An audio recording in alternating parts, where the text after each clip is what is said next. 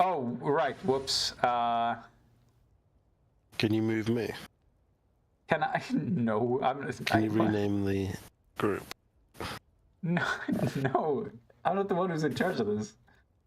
Well, all you need to do is if anyone comes in, just say I'm streaming. Yeah, exactly. I'm just worried. You know what they call Dave? What? Don't you remember when they don't call him N-word Dave for nothing? I was trying to imply one thing, and then realized, no, I mean the other. Your mic like cuts out when you're laughing. It makes it even better. It's just like woo, woo, woo, woo. Wait, sorry. If you're like laughing, talking, it's like I can't hear anything. Well, I understand it. Okay, I'm just gonna reduce the threshold then, so you're more likely to hear me.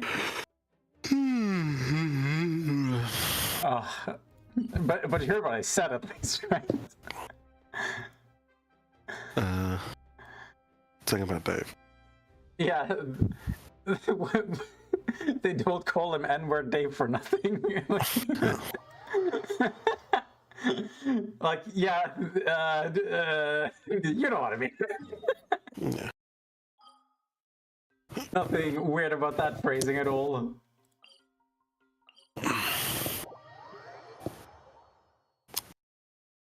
You seriously haven't heard about Kanye releasing? He's releasing a new tape, okay? So basically, this is the way. This is what I do in my life. Okay? No way. So I go on BBC News, right? I thought you went to 4chan for your news. No, 4chan was down for like 2 weeks. That's the only reason. Well, I don't really like. So I go on BBC News. That's where I look at things going on. I don't really go on 4chan anymore. Damn. It's boring. I don't have Instagram anymore. I don't even know what to use that shit for. Okay, and I don't use Twitter or anything. I don't use Reddit or anything. I basically watch meme compilation videos on YouTube. Based. Like sometimes at night. And that's it. That's how I get my news. So Interesting. I don't really like, and I don't follow or subscribe to anything on YouTube anymore, like Hassan or Ethan or Asmongold or anything. What are you, loser? Watch any of that anymore. So if people have to tell me stuff, or if it's on BBC News or in a meme, that's basically how I'll know if it's going on. You seem to pick up on some news that happens. I just name random shit and it's like, yeah, I heard about that. And then they see like on my YouTube home recommendations, they'll be like, Asmongold, Elon Musk, blah, blah, blah. Something. But then like whatever. The fucking news about Elon Musk cheating in what the fuck was it again? We played the game. What the fuck was the game? Yeah, Path of Exile. Yeah, there you go. As you can tell, it's had an incredible impact on me. Yeah. But like, I just don't. Like. Hey, quick guys, give me a review of Elon Musk as a human being. I like him. You do? Yeah. What the fuck? Why? Why not? What the fuck? Where do I start? Him being a sensitive little bitch baby who's trying to get into a government, and with that combination is going to do shitloads of damage. Why do you like him? What the fuck? He's got good companies. Does he? He takes actions that are improvements to the world. That's what it seems like. Up until he decides to be damaged, I'm sure. Yeah, great. Yes. But he seems intelligent enough that his decisions actually seem better than anyone else's. And he actually like he takes actions like like things actually happen. Like- That's true. He's certainly damaging faith in government.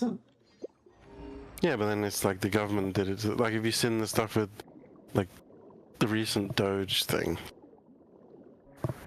Which one of them? I don't. Well, he was in a meeting. Wait, Well, they did like a news. There was like a Fox News thing when they just sat in one of the Doge meetings for like half an hour with him, 15 minutes, and they talked about things they'd found and like 600 million taken from like account. Like basically there was. Wait, is this him being interviewed and reporting his own shit because? No, it's just, he's in a big boardroom with like 20 other people, all like saying all this stuff that's happened. Okay. The news I've gotten is that he's straight up lying about all the numbers. Like none of it adds up. Not to mention he's shooting himself in the foot. Like he's damaging the IRS, which is like the government's main source of income. Well, you have like. So it's like if you're like cutting costs doesn't mean you're getting more money if you're fucking cutting your main source of income. So you have like government accounts which people would just take money from, right? They could just take money, withdraw money, right? And like I think it was Department of Education or some other. So basically, there's like shitloads of money in there, and people just buying like nights in Vegas and like booking hotel suites and parties and just loads of stuff. And then one thing that they did was said that if you want to take money from this account, you first have to upload a receipt, like a picture of what you're like paying for, right? That's all they changed. How does ahead of time before wait? So what would we do? Say you could do that like beforehand. It would make sense, but well, you would because you'd pay for it and then you'd get the money back, right? You'd have to put a receipt. That's what I mean. But you made it seem like you have to have a receipt and then you get the money. Yeah, that is what you're supposed to do. Because you get paid back for it. So you know. But okay. The problem with that is people need to know that they're getting paid for the job-related purchases they make. Otherwise, they won't make them. It becomes weird. Yeah, but then they have to be good purchases. Yeah, of course. So, like, if they when you review of course you should review the receipt. I'm just saying that it should be returned, not that you have to wait and then it's just about where the money is ahead of time. Like, should be able to demand the money. Okay, yeah, sure. So everyone stopped withdrawing money. As soon as there was a requirement to put a photo evidence of receipts, everyone stopped using it. For like hundreds of millions. And then they checked social security databases and it was something like 300 million was going to either people that were over 115 years old, based on their social security numbers. What? Huh? What? So there were people that were 120 taking money from social security who weren't alive, basically. Oh, no, I know about that one. That one's bullshit. I mean, okay. Fuck, how do I explain this? I need to put the game away.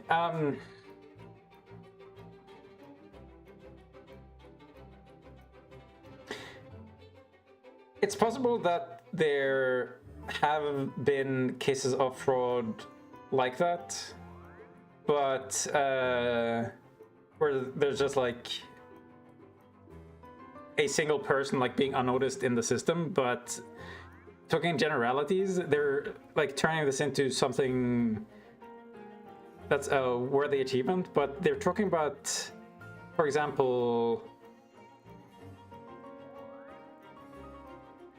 they're referring to people who have just like recently died and haven't been updated in the register yet as like some sort of fraud that they're catching, when that's just like that's something you can't avoid. Like, of course people are going to be dead before they get updated. You can't like update the thing ahead of time, and you don't have a chip in the person so you know when they're dead. So like the way they're talking about so many of their achievements seem to be for people who aren't gonna like read any deeper, and it makes it frustrating. It makes me just like not want to listen to anything they're saying at all, because there's like a 90% chance that it's going to be bullshit, and I just need to read, like waste my own time and read deeper in order to find out how, but it's still at 90% chance. So like the quicker thing is just like ignoring them, and I'm hearing from somebody else later on why the fuck it's wrong.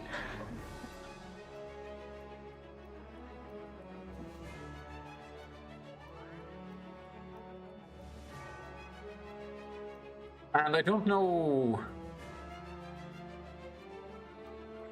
if they have like any significant amount of examples for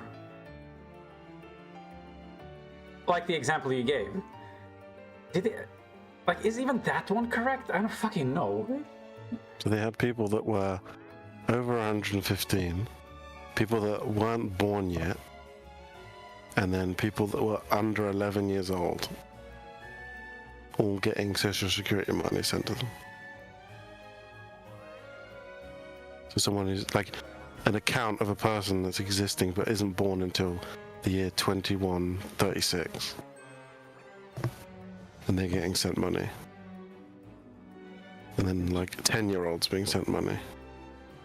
And if someone who died 40 years ago and they didn't update their death certificate, but how can someone be withdrawing money if they've been dead for 40 years? People. It's one thing to say that, like, okay, we found this, but are they saying it's systemic? Do they know the cause of it? Do you know how people are getting hold of it? Do they have a replacement system? Is their solution just to throw it all out? Well, I think the first thing, the thing they said is like they just stop the payments. I don't know what that means. Like if you're 120, you don't get money now. Okay. Because you're not 120, because there's no one over 115. Well, I think there's this one person in Korea who's like... Yeah, well, the highest current living person in America is 115. 114. Okay, well that seems like a easy way of doing it, yes. Until, like, one of those people actually do break the record, that's gonna be a fucking sour day. Like, congratulations, you're too old for Social Security. What the fuck? But also there was the... But like there's like Institute of Peace. You heard of that? No. The government institution of peace. And they... How much were they getting? Like 50 million or something? People have talked about... What the fuck is the term? It's not shadow government. I think it's like ghost government, where you have like basically dead departments that just receive funding, but not even the people working there have no idea what the fuck they're doing, so they just like meet up regularly and talk about random shit, and then that's the end of it. And people have no idea where the information goes, who does anything. That's the sort of shit that needs to get cut, but... Yeah. But that's what... So, Institute of Peace... It was like 50 million or something a year in money that's sent to like give grants. And then they were only like 50% of the money went to actual like the funds or the people that, you know, the grant holders of the 50 million. The rest was like the employees or trips or fucking flights and all this kind of stuff. And then any money they didn't spend in the year, they didn't return it back to the government. They put it into a private account and just bought stuff for themselves. And then wouldn't you? when Doge went to the department, Yeah. One of the accountants deleted a terabyte of accounting information, like while they were there.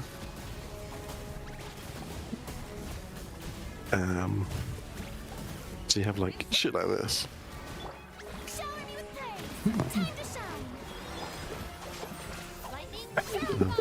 I don't know, man.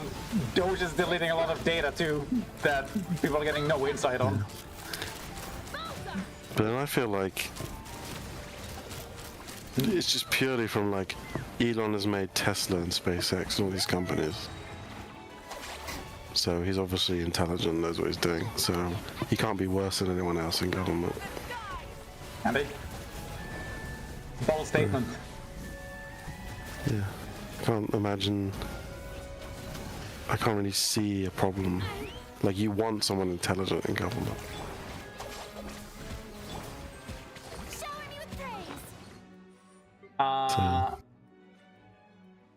How do you Like, measure if he's intelligence? Well, if he's run a million, like, if he's got loads of super high value companies that do loads of crazy shit, then it makes sense. It's like, he knows how to run things efficiently and cost cutting and blah blah blah. So that seems like the perfect place to put him.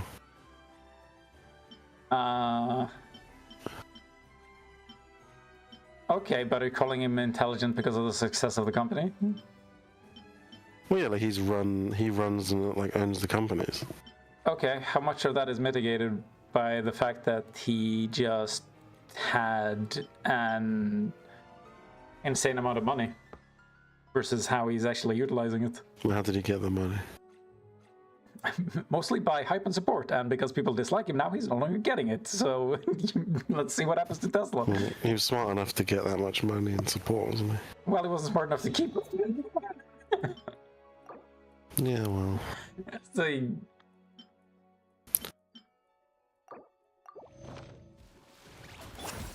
I don't know. People. like, he's pissing off the exact base that's paying for the cars he's trying to sell. Not sure how, if we're using the money as the metric, how smart that is. But he always said before that he doesn't really mind if other people make electric cars. It's like he wanted Tesla to exist to like get everyone else to sort of follow on. He probably did say that, but he's not crying about it at every opportunity. And I value his contribution to the field, but I don't value his contribution to society at large at this point. Buying his way into office, like breaking down the government forces that are supposed to work together to prevent corruption.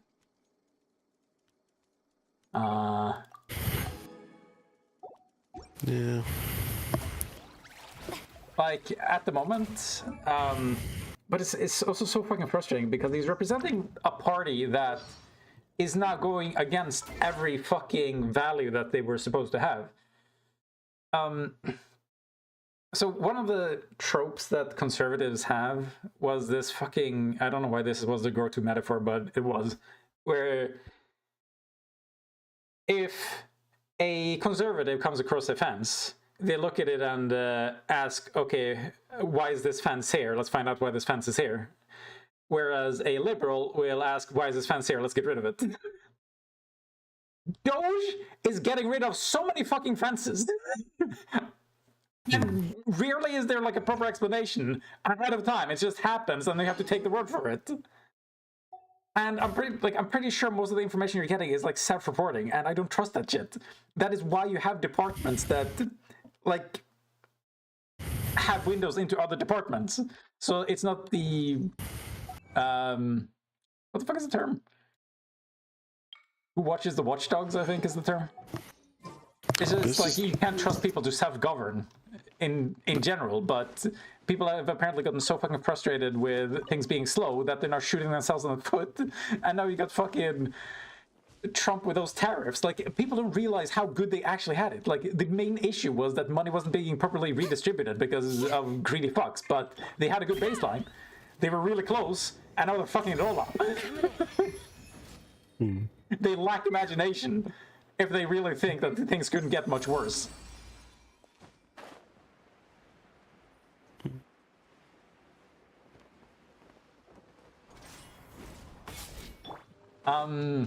actually want to hear more about what you heard about Doge doing, because I keep like getting opposite reports, but I'm also fucking skeptical about people just being so anti-Elon that,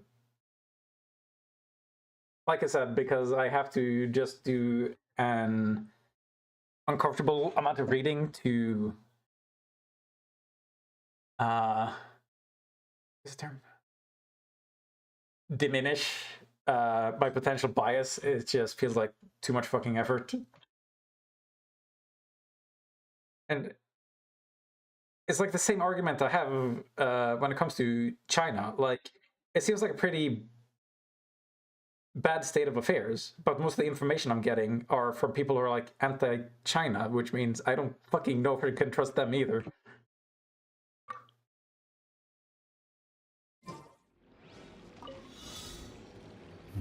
But then for me, it's like, I don't really care about any of it, because, like, Elon says, oh, okay, this department's doing this fucked up shit and blah, blah, blah. And then someone else would be like, no. And then he'd be like, yeah, we did. And they'd be like, no, we didn't. And their proof is like some pictures, and his proof is some pictures. And it's like, who's telling the truth? So, like, there's no... People just manufacturing their own proofs. So it's like, why do I give a shit? Yeah, I'm just going to be a little more biased towards the documented sociopathic liar. Yeah, he's a bit crazy, Elon. I wasn't even thinking of him. I was thinking of Trump, but when he's like allying with Trump, that's a reflection of his own character. But there's so much weird shit about, and like the biggest red flag for me is like a weakness of ego, and holy fuck is his ego fragile. Like, again, like you said yourself, like he's got a lot of successful companies. Like he's actually trying to achieve shit worth achieving, right? Yeah. We're both on the same page. Like, going to space, that's fucking cool. If you can like optimize that shit, fucking great. And like he said, there could be a future without electric vehicles. That was actually true. Like, fucking nothing happened until he started, and now everybody's like fucking panicking, trying to catch up. Well, somebody already have, but it fucking took them like 10 years. But still, like he's doing all that shit. That like should be enough. But no, he also has to be a fucking epic gamer. Like he's trying to buy all this adulation. They don't trust that shit. Like when I see that is what's influencing his decisions, I know he's going to lie about so fucking much because he can't be seen. Like he never admitted to the people buying his account, as far as I remember. Did he ever admit that? Well, like someone played his account. Yeah. I think he did. Okay. I thought, like, fucking why lie about it in the first place? And then there's him with, like, he's at 14 registered. I don't even know how to fucking phrase this. People have noted 14 kids that he has so far. Yeah. Why does he have so many? Like, Well, he said. He said why? Yeah. Okay, fucking, it was a rhetorical question because his reason is retarded. I want to repopulate the earth and smart people should be having kids. Okay, that would exclude him, first of all. Second of all, does he really think he's creating like any sort of successful future for his offspring by functioning being closer to a sperm donor than a father? You know what, maybe it is a good thing, because he'd probably be an awful fucking father, but like it's just this foregoing and circumventing of the actual issues at hand that's just, it's confusing to me. Yeah, he doesn't, it's like he can make, like, he has loads of money, he can make more kids, so he doesn't need to worry about it. Like, yeah, but how just throws money at the problem. He's like a child. Like, how do you put this? He's just like, I want to go to space. Space is fun. Inventing things is cool. Electric vehicles, I can do that. Sex, that's cool. Cool kids have sex. He's just detached. Yeah, Yeah, but and also I need people to like me. I don't know. So much about him is just throwing me off. He's just, for me, it just seems like he's detached and Detached?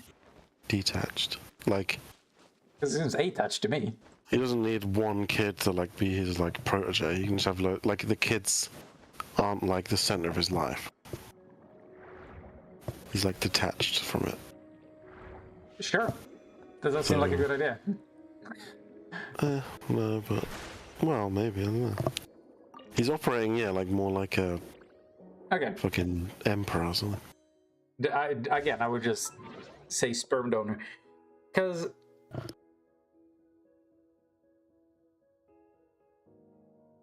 like humans are like one of the species that requires the most fucking investment. And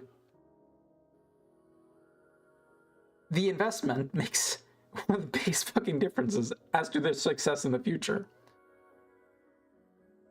And then there's statistics as to what the fuck not having a father in the home does. He has 15 kids in like 15 separate homes. He literally can't be in all of them. Like, if he's trying to like ensure a good legacy, there's another way to do it. Like,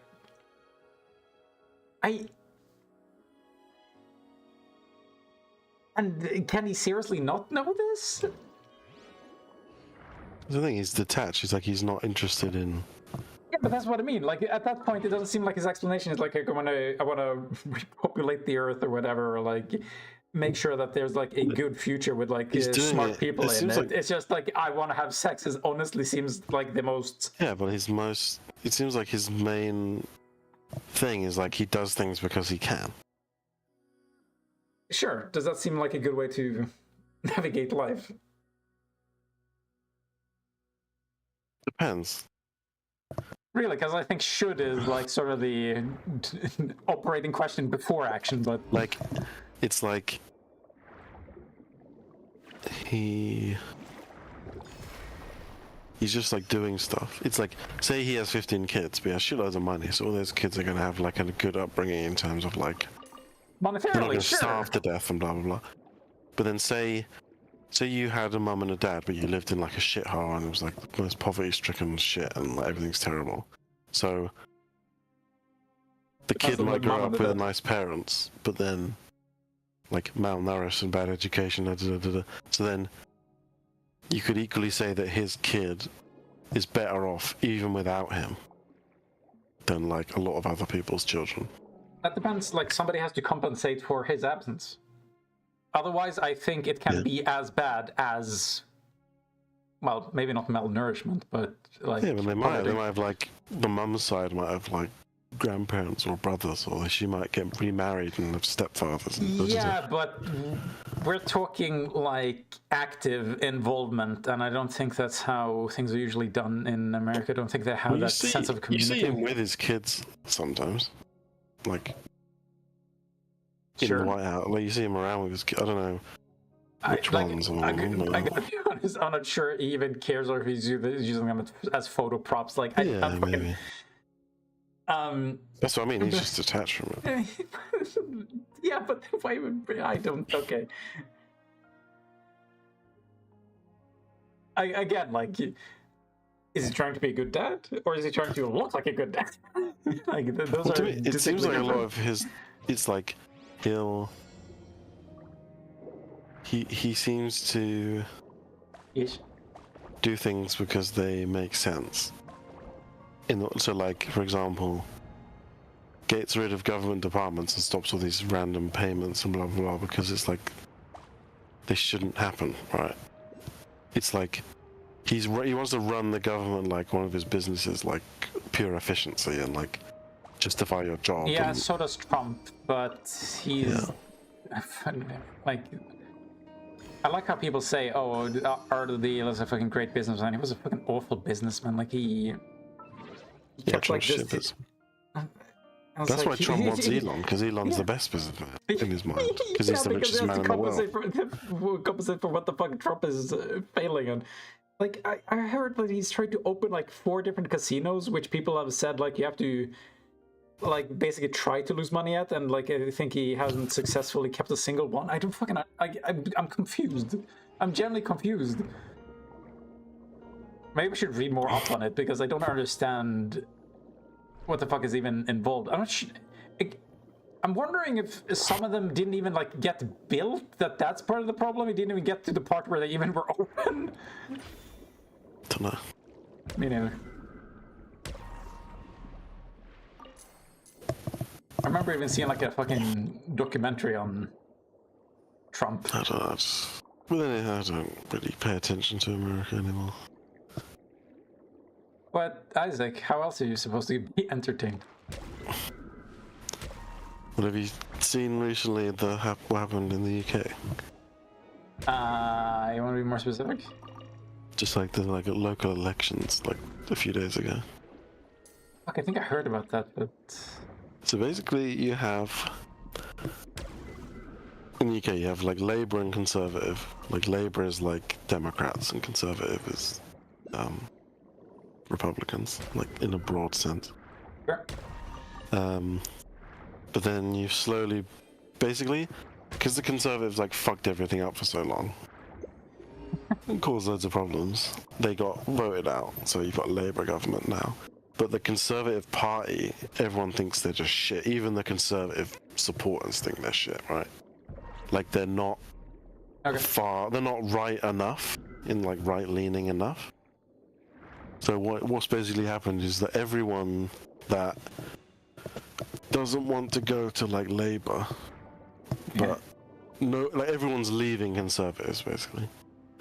So there's a new party that's come up called Reform UK, led by Nigel Farage, if you know Nigel Farage.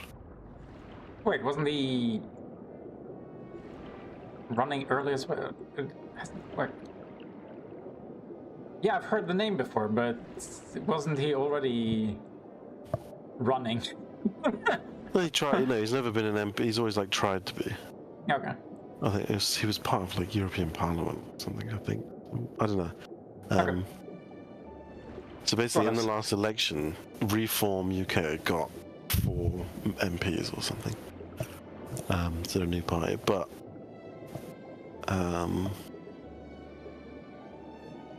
you have like the main election, and it's like each constituency has a member of parliament, right? So you get all you like, and the number of whichever party has the most puts their leader in charge, right? So that's the prime minister. But you have all the like local governments, like council and mayors and blah blah blah. Sure. They kind of run everything small scale. So recently, in the last few days, there was like 23 constituencies or counties or whatever that all like voted for their new councillors. And basically, Conservatives like lost like 700 of their like positions, like councillors or mayors or everything. Okay, that sounds stupidly high, but I don't really have a point of reference. I don't. No, it's not. I don't think it's crazy. It's like 23. It's like mayors and it's like a lot. So it's not. I think the total number of all of them is like 2,000. I think. I don't know. Well, how many positions are there? I don't know. But anyway, you had like Conservatives lost like 600 so because they were holding currently an amount, right? So they did the new vote, so then all the positions changed, right? So when you look at the numbers, it's like the change that they've lost or gained or whatever.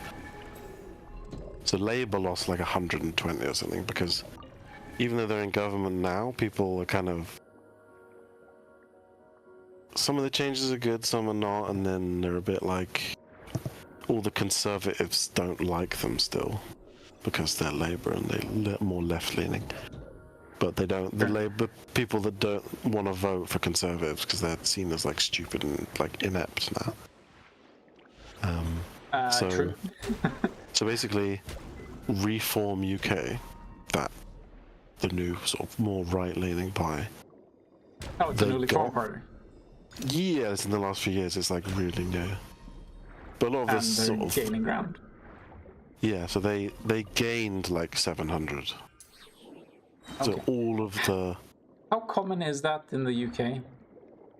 Because that's like the sort of thing that never happens in America, but not, I haven't really paid much attention to that think- aspect in I don't think it's that British. common to see that number. Like Yeah, a but new party literally I'm gets like just everybody. thinking of a new party forming and having like any sort of success at all, really.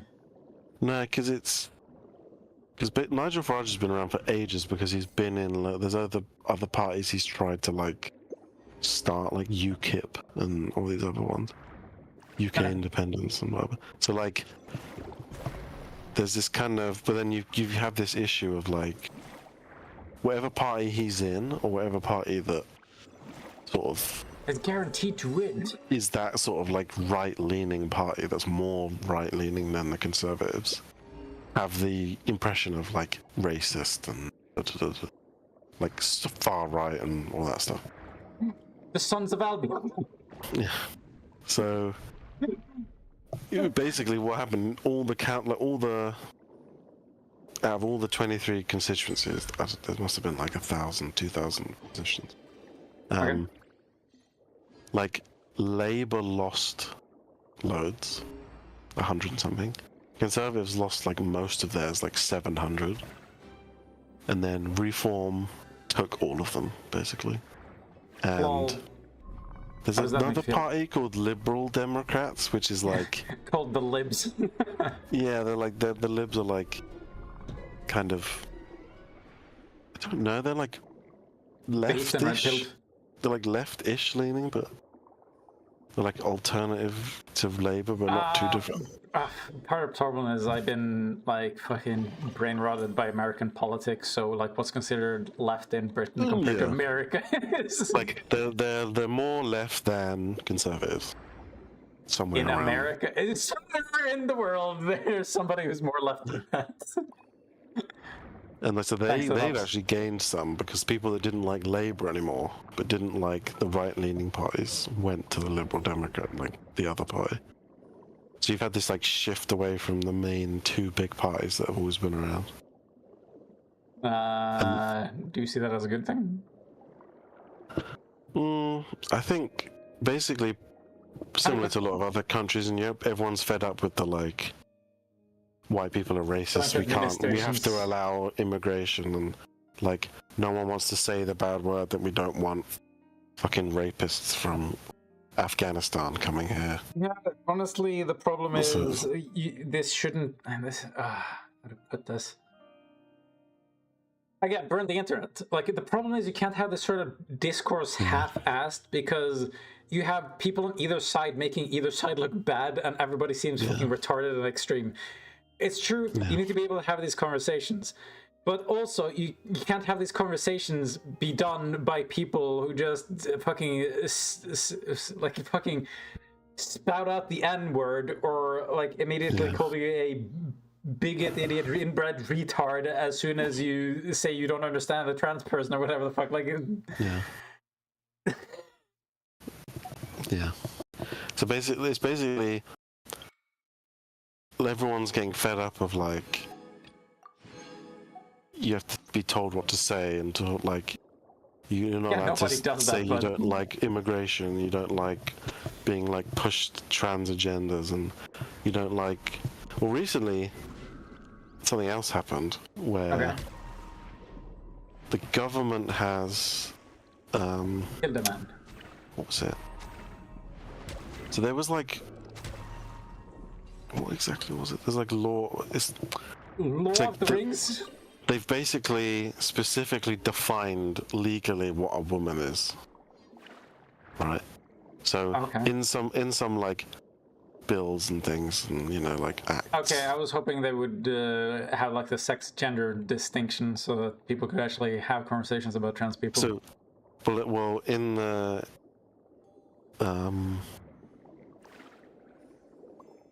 it's basically saying if woman is referred to It Yes. means biological woman, female. Okay, because I would So- use the term female for biology, and then Yeah. But then say you've got like now, what was it? A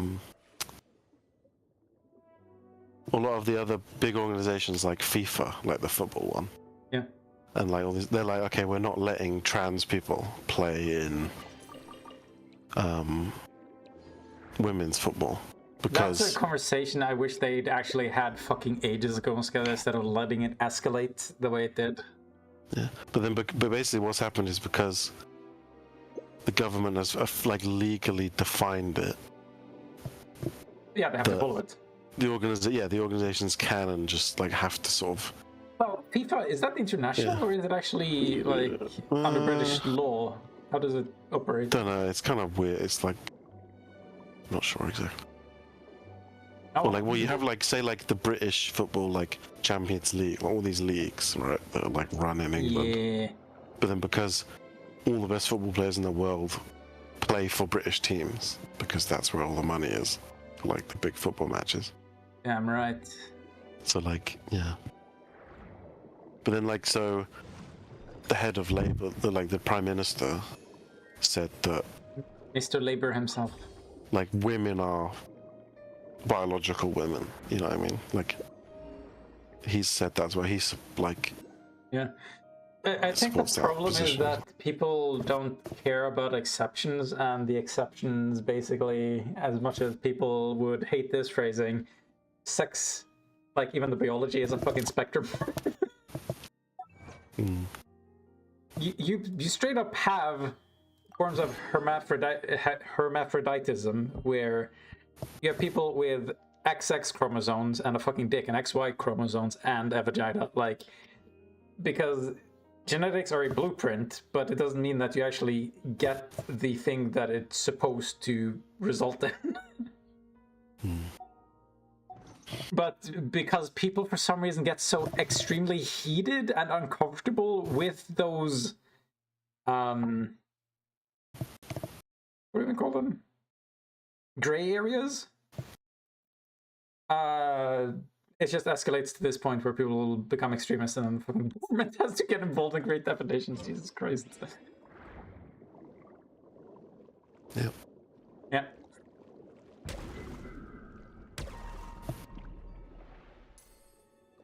So how do you feel about trans people? Well, haven't I said before? I mean, I'm not sure if it's Like I developed don't since... like male, care. like man woman means nothing. Yeah, so might as Male well- female means nothing.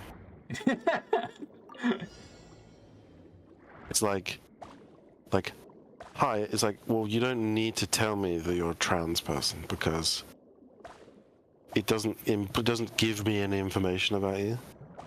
It's like it doesn't mean anything. Yeah, it doesn't help Like- you to decide whether or not to stick your dick in it. That's it. Like, so.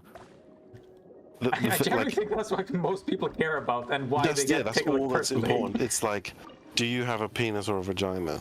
And it's like, if you're a fucking ugly person with a vagina, I don't want to fuck you. Yeah, but it's so funny you say that because that's basically one of the fucking things that this has resulted in, where like women who just like aren't hot enough get harassed in front of restaurants. Like Jesus Christ! I hope they're proud of themselves. Fucking hell! But then it's Like, like, could you imagine what that feels like? It's like, okay, you think I'm a man and I can't fucking go here and piss because you're fucking mad about it. Fantastic. but it's like you don't need, like, it doesn't matter. Well, sure. Like you don't need to call yourself a trans woman. Like, just call yourself a man. It doesn't. You can still dress in dresses and wear makeup and take hormones.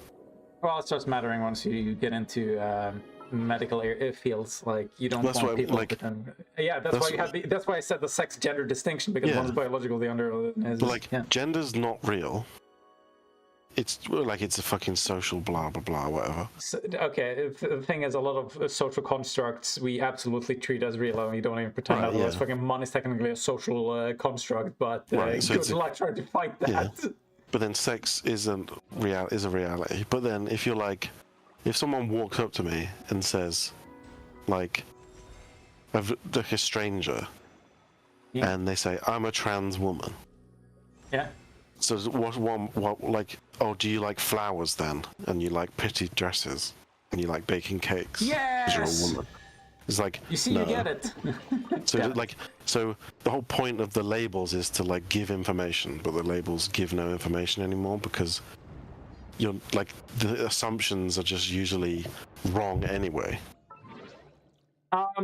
Yeah. So it's like, what's the point Can of? I point out people's weird obsession about grouping things to get like? I think generally the average person is just fucking retarded. Like they can't treat people as individuals. They have to put them in a bucket so that they have a script that they can follow, so they don't have to turn their brain on ever. It's so fucking frustrating. Exactly. It's like if like say when I used to work at where like say somewhere I used to work, right, and it's like I'm sitting in the room with like 5 other guys and we all look quite similar, right? And it's like and if someone says, "Do you like football?" I'll be like, "No." Like, "Do you like beer?" "No." Oh, what are you, woman? Like, so you're a Are you even shaved-headed guy British? with a beard. "Do you like football?" "No." "Do you like beer?" "No." "Do you like you're English? Do you like tea?" "No." "Do you like coffee?" "No." "Do you like fucking doing all this other stuff?" "No." It's like, what do you like to do? "I like to draw and paint." Like, I like dancing and I like fucking disco music. It's like the assumptions. Do you get called the F-slur? It's like the fucking it's like the labels lose their meaning. It's like woman and man. Like, but some of Just this is mean like penis and cultural. vagina. Like, in a lot of places in the West, like dancing is considered like a feminine thing for some reason. But then you have like places like Spain and also Italy, I think, where it's like no, that's something you do, and like it's considered very masculine and attractive to like be able to move and. Yeah. So it's like like people have gone beyond, like, so you had the normal gender roles in the old days. Like men do this and women do this, and then this. people have like, okay, let's swap. Like, I want to swap my gender role. Like, I want to be seen as feminine. I want to be treated as feminine or masculine and blah blah blah. I don't think and people understand like how nice it can be to just like swap roles, not even necessarily gender roles. Like, but then, like how to put this? A lot of people actually like to be caretakers because it makes them feel good about themselves. That they're like contributing in some meaningful way to another person. And then like some of them gets really stubborn, and like when they're sick, they're just fighting through it, and then they're actually getting pissy at other people. And then sometimes eventually they let themselves like be taken care of. Like, I'll make you some noodle soup. You just like fucking call it a day. I'll do everything for you. And it's like, oh yeah, this is kind of nice. But people get like so hung up in like their role is like their identity, and they can't break it ever. And they don't understand that letting others take care of you or letting another person take on a different role can also be a good thing for them too. So like everybody's like incredibly restrictive. Like, and they also take it fucking personally. I mean, just look at trans people. Like, they try to take on a different role. Fucking, ooh, I want to kill them. Ooh, fuck them. but it's like, it's this, like, the same, you kind of see the issue where it's like, people keep inventing more and more labels because they're trying to be... Are you talking about the 50 genders thing, or...? Yeah, like loads of stuff. Like, yeah, we're absolutely. It's so frustrating that there were people who were just like co-opting the movement to. I mean, there was technically a lot of weird things going on, but basically just exhibiting a bit of power, seeing if they could get other people to behave in a certain way or treat them in a certain way. And it's like, none of it had to do with gender. Like, it could just be its own thing, but they fucking jumped onto the trans movement like fucking parasites and now damaged it quite a bit. It's like, well, it's like the... like for me, like literally, it's like you just have a physicality and a personality. That's it. Sure. There is no like the labeling is like irrelevant. It's People like say if you everything, Isaac. so, but then it's like I find it's like it's not just a fault with like the people that I don't understand what a trans person blah blah. It's like it's everyone's the problem. It's like you don't need to be trans. Like you don't need to like try and get everyone to like call you something different or like defined as this or that or whatever. It's like irrelevant because what's actually all that's changing is like if your physicality changes, right? Like I you wish take people hormones and didn't like so aggressively coped the term like snowflake and like misuse it, because I think it's kind of relevant. I think there's a lot of people who have grown up without a lot of power, but also been coddled. And I think that's the sort of person who ends up as these people who like are desperate for attention and cannot take any negative criticism. yeah. And those are the people who, again, like sort of co-opted the movement for some reason. Yeah. But then it's like it's like you might as well not even have the words man and woman anymore. Just literally no, penis, vagina. Like that's it.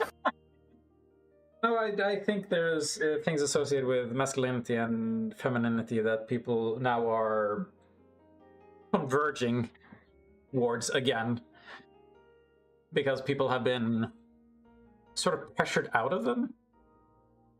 But they're still generalities, and like I said, it's better if you can just treat people as individuals. Like, it's fine to have categories, but you need to be willing to let go of the categories as soon as they become irrelevant, and they can become irrelevant very quick because people don't fit the archetype 100%. Nobody does, so you have to make an exception at some point. Yeah. So it's just like a kind of. But like I've never been particularly attached to like the gender roles either. Like I personally think it's fucking pathetic to be like these stereotypical manly men.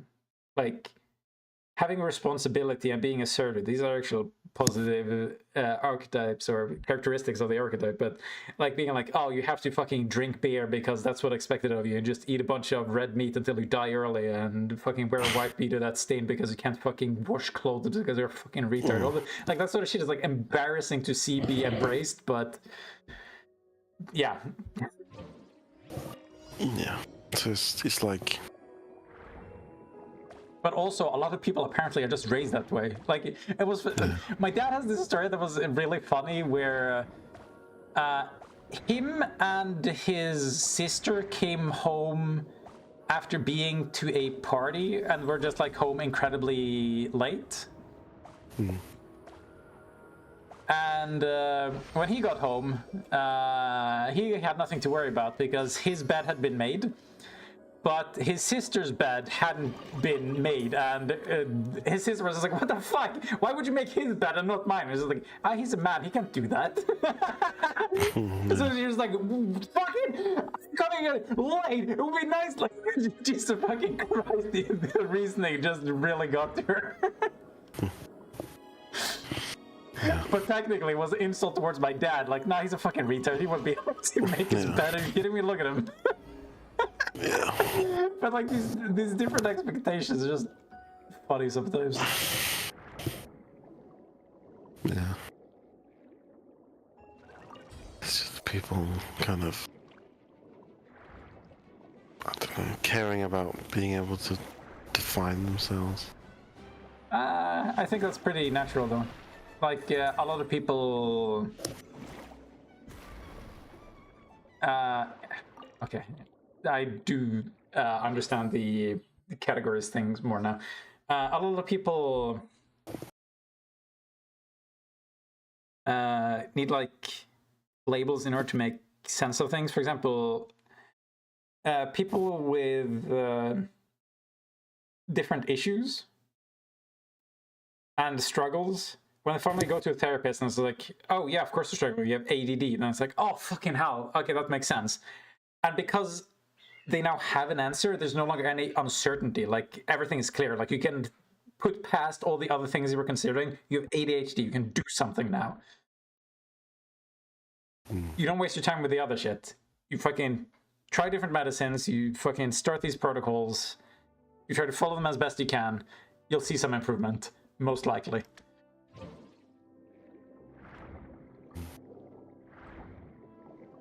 No? Or wasn't it relevant? Well, no, is it, well, maybe, but then I was thinking more of like where you have to kind of show it to people, or just like Show up? like you don't have to like fit in or like create some kind of like easily digestible thing for other people. It's like I don't have to be By thing you mean category. Yeah, it's like I don't have to. You shouldn't, but Yeah, I but understand then some of the appeal now. But it's just like again, like you have to be willing to let go of the categorizations. yeah, but it's just kind of like boring having to deal with it, and like people Sure. are like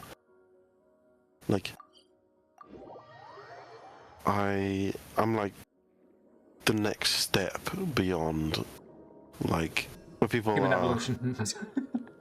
This is the thing of like, okay, you have gender roles, and then men want to be women and swap around and do the gender roles, okay, and then let's just get rid of the gender roles. So then you don't the negative connotation, like if you call a trans woman a man, like it shouldn't matter. Like societal wise, like it should be irrelevant because man just means penis. But then penis isn't a bad thing, so it's like, you know what I mean? It's like it doesn't, like calling someone he is irrelevant. Like it just means they have a penis. Yeah, like I said, to me it wouldn't, like, I'd probably just start laughing if somebody like tried to aggressively insist that was a different sex or gender, or just like, no, you're a fucking woman. And okay, if this is the hill you want to die on, fucking by all means bleed out. What the fuck do I care? This is his return to me. But I think the reason it's like especially sensitive for trans people is that I think a lot of them have like close encounters with people who just genuinely want them harm. So when they see people like, no, you're fucking man, you piece of shit, it's like, I don't know where this is going. This is making me uncomfortable. If I get hit again, I swear to God, I'm gonna kill everyone around me. Yeah. So it's like, well, it's like they want to be treated a certain way. So it's like, I want you to treat me like a lady. Yeah, it's like it's problematic because it's difficult to know who is just being overly sensitive and who's had like bad experiences with this shit and is justified in a certain level of overreaction. And the problem is that either way, it makes them look bad. Yeah. It's like, so like people aren't allowed to have bad days, not with the internet, because that's all they see, and now this is who you are. It's like I'm not gonna flirt. Like if I'm gonna flirt with someone, right? It's like if I know in my heart of hearts, like I'm not gonna treat like, it's not like, say I'm like attracted to someone, right? Say I'm like trying to like flirt with them, or like, have you been in love? Give signals to them that like I'm interested, right? Yeah. So a bit of the wink wink nudge nudge. Yeah. So like I would do that to like a woman I'm interested in, right? You dare. But then say there's like an old lady and an old man, right? I'm not really going to Well, that's treat what the you're old into. lady much different than the old man.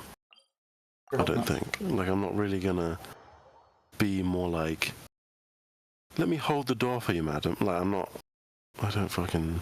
I chivalry, try I'm to- not interested in chivalry.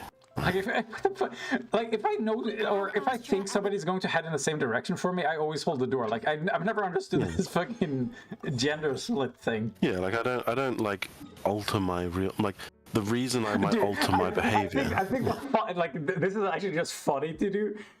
Like, just open the door and hold it and see if somebody starts like running to you because they think you're holding it. Like, then you're making the situation awkward for them. It's so good. Have you seen I Think You Should Leave, where there's like this sketch where he's like telling someone to hold a door? Nah. Don't think so. Okay. So that's what we're going to spend our time doing? No, but it's funny. Sure. Like, yeah, so like I'm more likely to treat you differently if I'm attracted to you rather than if you're a man or a woman. You know what I mean? Oh yeah, didn't I tell you about my awkward fucking interaction with one of the guys we went to uni with, where I thought he brought his girlfriend, and then I was just like, yeah, fucking around, making myself an idiot. And I was just like, oh no, we're not dating. And I was like, wait, potential mate. And then things got awkward instead. Like, the mental flip between like, oh, it's his girlfriend, nothing matters, and wait, I have a chance. That was really funny to notice in myself. Was it like... I think one thing, I had someone at work, like just like a visitor, a member of the public, where it's like, you know, when it's like like if I say to you, oh, that would be £10, right? Mm-hmm. It's like, what I'm going to do is when you pay the £10, I'll say thanks, right? Like, I won't say please, I won't say £10, please. I'll say, that'd be £10, and then when you pay, I'll say thanks, right? Yeah. Because it's like, if you don't pay anything, then there's nothing to thank you for. So yeah, sure. so it's like, so then I had this woman who I was like, oh, can I see your ticket? And then she went, please, like as if, like, I'm supposed to have said please, right? It's like, you're not doing me the favor. Like, so she was trying to, like, tell me that I had bad manners, you know, just sort of, or like, you know, try and correct my behavior, sort of thing. Yeah, I should have corrected her. But then that's how I... put her in a that's chokehold kind and of, decided to say please now. yeah, but it's kind of, it's just like, I think that differentiation with, like, the generations, because obviously she was like, I don't know, 70 or whatever. So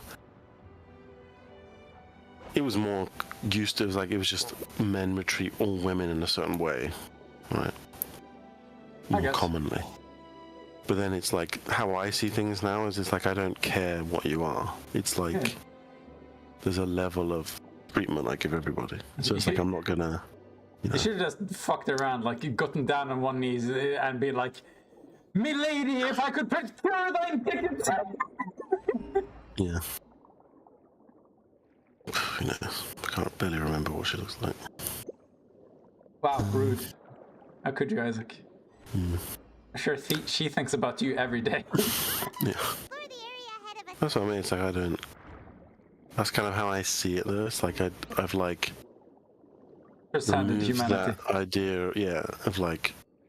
Yes! removed, like you don't treat someone better than... You give everyone the same level of, like, you know, treatment.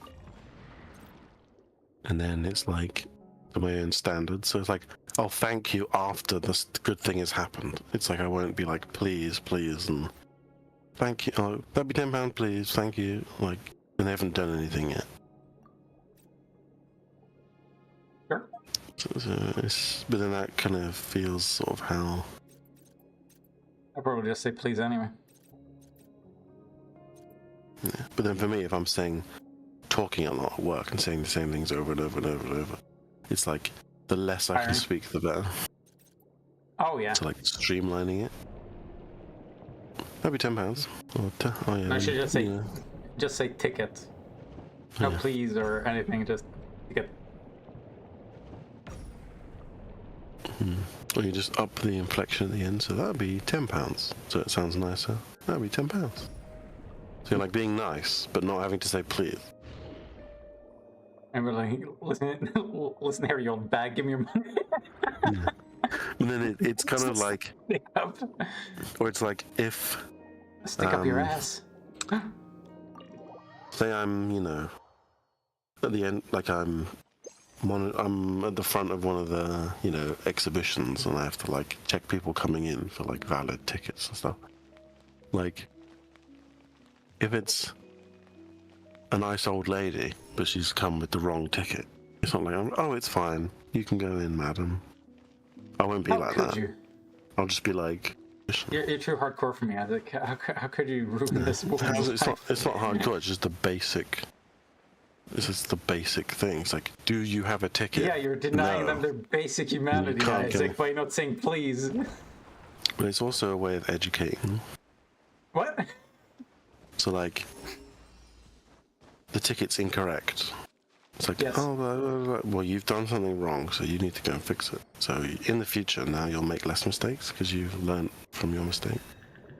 Because you made a mistake and suffer the consequences. Fucking phrasing. It's kind of funny though, because I've had I should probably go to a doctor to have my autism checked out. Because when I've like spoken to my brother, we sort of don't connect on a lot of issues. Like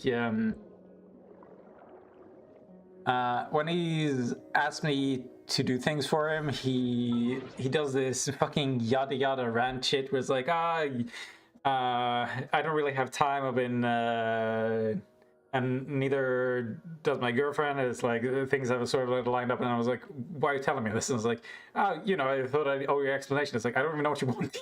Like, just like, my mentality is like,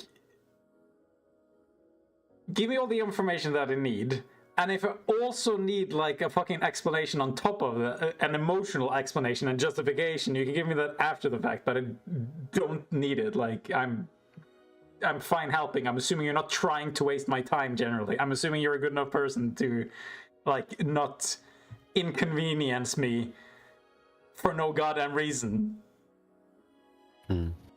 So like, I appreciate a level of directness, but it seems like most people aren't like that. So it just creates like awkward situations every now and then. Yeah. But it's more like I think it's not just that I don't care about it. I feel like they're wasting my time with it. I don't want to hear about that shit. Like, get to the point. And that's what you want to hear, like, right? Just fuck you, get to the point. When you're already struggling to ask it's like it's just people are trying to. I think they're honestly trying to calm their own nerves, like building up to the point. Yeah, but then also the case of like they're trying to infer that like it's not that I don't care about you. It's like other things have made it difficult to do this for you. So like, it's not that I just didn't try and that like I just forgot or like I didn't care enough about you to do it. It's like all these things stop me. So it's not. It's like there's been obstacles for me doing it. So it hasn't happened yet because of obstacles, not just. If someone says, "Oh, my girlfriend this, and then my baby, and like work, and I got lost," and like, so all this is like reasoning. It's more likely that in your mind, that, okay, they do care about me. They just had like problems to get to do this thing, rather than someone just saying, "Nah, I didn't do it." Then you'd be like, Sure. why not? It's like, no, I just didn't. It's like, why not? It's like, well, I haven't done it. Well, you don't need a reason. I haven't done it. So then you'll just be like, well, you obviously don't care about me. So Is that what people expect from each other, though? That everybody's like trying to fuck each other over? It's like, no, the assumption is the level of description you give helps sort of like help the other person you've like let down understand why you did it. So if I just say, no, I didn't do it, you could have the worst possible interpretation of why I didn't do it if I don't explain it. There's various levels of diplomatic communication, but I don't. I treat people like they're autistic already. Like I don't read much into tone. I read into like which information you give me. Oh, But then will they do the same for you if you just say, no, I didn't do it? So they'll think you're a fucking weirdo who doesn't like them. Yeah, of course. Because you think I'm saving them time and it's better because it makes them feel good because I'm saving them time. But actually, it just makes it seem like you don't give a fuck. Yeah, I did have that once where my brother just asked something and I just answered nope. I was just like, is he mad at me? What is happening? Why is it like this? And I was like, what? I give you the answer. Like this was all the information you needed. It was a yes, no question. But apparently saying nope, which I thought was playful, was rude. Shame on me, Isaac. Yeah. Isaac, you're not supposed to agree. What the fuck? Well, depends. Like, you can do that with like family though, because it's like they can't escape. So. It's like you don't have to hold back as much. Because it's not like, they're gonna not speak to. They're not gonna, they're gonna abandon me now. Like. They're trapped. And because they're trapped, you can treat them however the fuck you want. Because it's not about their feelings; it's about their ability to leave. Well, it's more like it depends on how you. It's almost like you don't have to assume anything could be bad. It's not like, like if I don't do something for you, it could basically be implied that I've had other things to deal with. Because like, it was for my brother and my brothers, so like obviously I'm not like, I can't escape either. It's not like I'm a stranger who you asked to do something and then I didn't do it and then I just ghost you and then I never have to deal with the consequences. It's like we're family, so we're always going to see each other all the time and like. I got all the sisters with me. Who the fuck came up with that song? So there's not really this like social need of like justifying that like, I still care about you or still care about you. To your brother? Like to family, like so. Yeah. You don't have to be so like worrying. Careful. Yeah, like you can kind of. Well, like you can be more safe in the assumption that they don't think you did something out of like spite or like lack of caring. Sure. I mean, that's led to some of the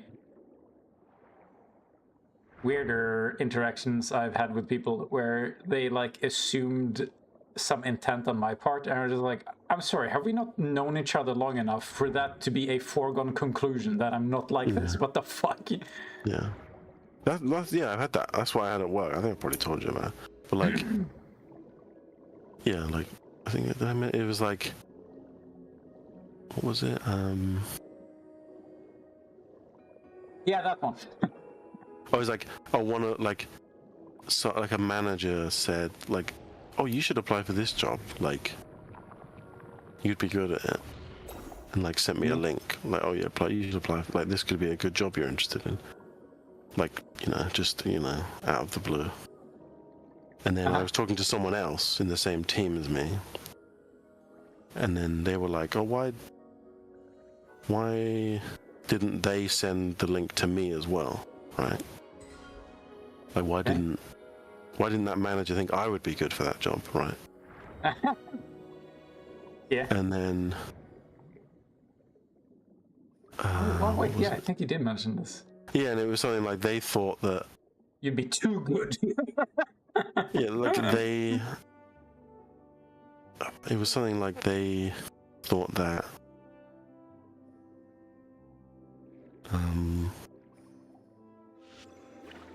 Like me and other people might have a low opinion of their like capabilities or something, right? So it was that kind of weird, like you're chatting as normal and then suddenly like He it's almost like assumed you're you had low arguing. self-esteem and then didn't want the job as I don't. No, it was more like I was just joking around that like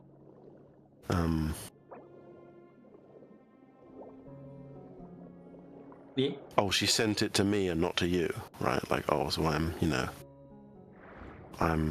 I can do the job, but you can't. Just like they were thinking that I thought that they couldn't do the job either, because I was just joking, saying that, oh, the manager sent it to me and not to you. So they were like angry and upset. They were angry and upset because they thought, like me and everyone else thought they were like stupid. Or like not able to do some sort of job or something. Whereas, like, yeah, whereas it's like I couldn't in my mind imagine that they would interpret it that way. Interpret that I would think they wouldn't be able to do it. It's like they do the same job as me, and they do similar things to me, and like there's no way in my head I even thought for a second that like they wouldn't be able to apply for that job either, right?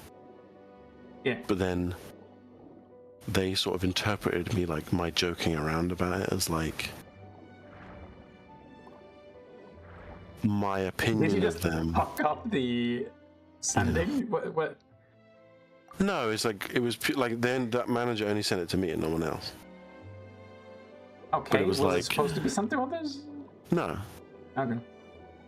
But it was like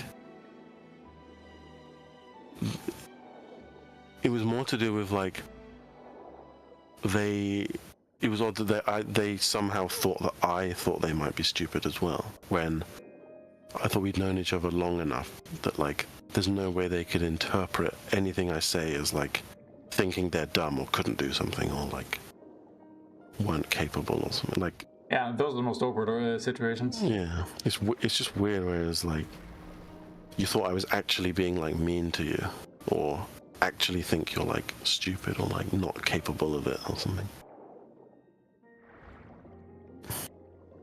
or like made them. Actually, I just realized I've had one thing that happens too consistently to not be a me problem. I've said this before, but people also used to me joking around that if I ever like say anything that makes me seem like I genuinely care, people are just like being sarcastic. I'm like, fucking goddamn it! Yeah, I have that same thing. Yeah. Like, wow, I got the. What's the term? I got no brownie points left. Like, people do not give me the benefit of the doubt when I'm trying to be sincere. As I get it with more like people shocked, like they have like nothing to say when like I like buy someone a birthday present for their birthday, and like I just it's like a work thing. Because... Yeah, like I can't be bothered to buy presents if I don't like have an idea of what to buy. But then like if somebody's easy to buy for, I was like, okay, might as well. Yeah, like just because I joke around, I like jokingly sort of bully everybody, right? Like I'm just sarcastic and yeah. So if you ever fucking do anything nice, people are like, "What the fuck? What the fuck? Are we getting married? What is happening?" It's better than like, I like to see their like. It's like always a shock and surprise, because it's like, why would he do something nice? It's like he's always just joking about, you know. Yeah, you like that reaction? Yeah, it's fun. Okay. Mess with people. But then they always like don't know what to say. Like if I give them the present, they're like, they don't want to. They don't know if they should say thank you because it's like they've never said just thank you said to me that. before ever. They've just always been like jokingly Tell it to arguing with me all like, the time. you can pay me back later or some weird shit. Just fuck with them even more. So it's like I help them out, but it's like joking around. So I didn't poison it. The chocolate. This is why you're in the big bucks. I was Like, like, yeah. oh, well, that means, oh, you know, maybe you have to owe me a favor. Like, it's, exactly. you know, like, they're just shocked. Yeah, I'm gonna get all the pussy. I get it. Mm-hmm. Pretty much. And drowning in it. Puss time. Fucking sandpaper dry pussy, baby. Woo! Thanks. Like putting my dick against the grindstone. Woo! Yeah. I It's can actually see, worse when it's I can too see it wet. shortening in real time, baby. Just look at it go. Woo! Sorry, what? It's worse when it's too wet. Have you? You must have seen that sketch of like the world's worst blowjob. He's like, I gotta make it so dry for you. I was like, no, why? What are you doing? I was like, no, I want it wet. It's like, kinky. Okay, I can do that. I was like, I'm gonna use so much teeth and say, no, let's buy it. It's like, wow, you're fucking nasty. Okay, it's so stupid. That's a good sketch. Like the girl giving the blowjob has like a complete fucking misinterpretation of how it's supposed to work. But the fucking response of just like, damn, you nasty, every time he wants something that's normal is just really funny. Yeah. This is, What are you doing? I sent you a video. Just the meme I was talking about earlier about like holding the door. Okay, I'll save it for later. I should probably just stream it actually. Oh, you're gonna stream it to me and then ruin my stream in the process? No, you can't watch it, can you? I technically can, it's just consequences. Consequences. I mean, nobody's shown up. I can just cut the stream. Nobody cares. Well, can you just mute yourself on the stream? No, like the problem black is screen? if you... Just like turn off the no, like display. yeah, I can turn off desktop audio because everything is being routed through that, so I can mute everything while you're doing Yeah, it. it's like a minute long. Okay, sure. Doing it. It's just I was fucking struggling to figure out how to do it. Okay,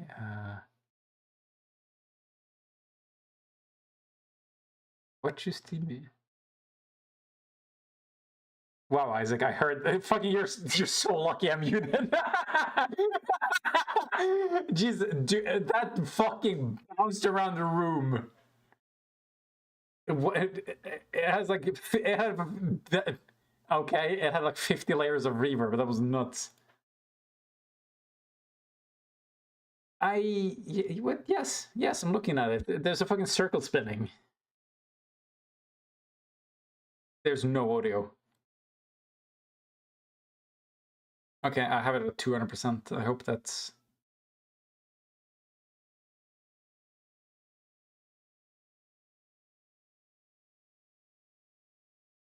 Okay, yeah. Okay.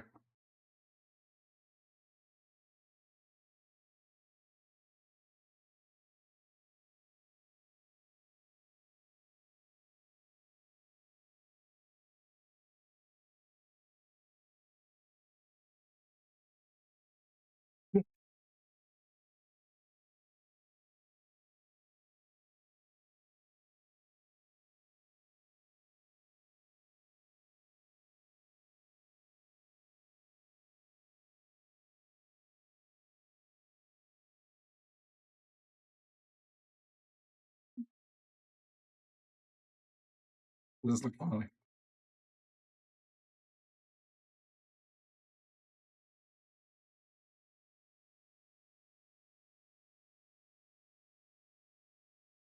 I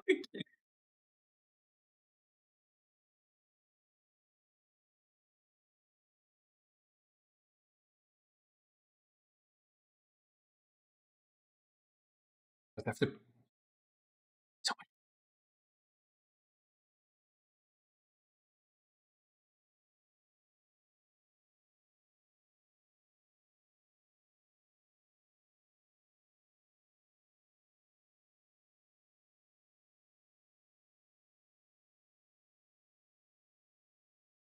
No holding it. They don't even end with hold the door. Okay.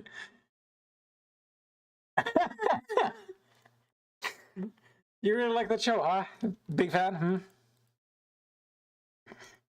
Well, you know, we could watch some episodes if it's that good. Yeah, but jokes are always funnier the second time. No, okay, well, you know, I just tried improving our relationship. That was my mistake.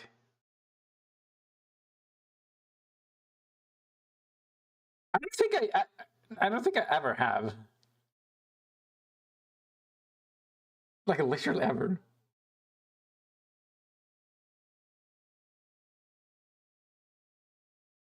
No, I only hold doors. I was like, I'm not a pussy ass bitch. I know. Wait, I mean, there must have been some point where it's just like I need to get through those doors to fucking hold those doors. I just really can't think of any. I think I must have like at every opportunity been with somebody else who could have done it for me, and they did. Like,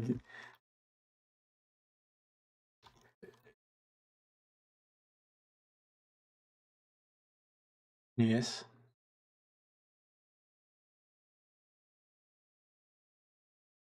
Hodor, maybe, maybe. I don't know myself. Who am I? Yeah, of course. I mean, I would just to fuck with people, but I wouldn't like do it to somebody I think would actually take it personally. Probably. Mm. Would you, Isaac? It'd be very funny. Exactly. Yeah, exactly. You fucking love causing trouble for me, Isaac. Why are you like this? How did we ever become friends when you were like this? I hate it when people mess with me. I have a weak ego. I need maximum respect, and you cannot joke with me, Isaac. So how do we meet again?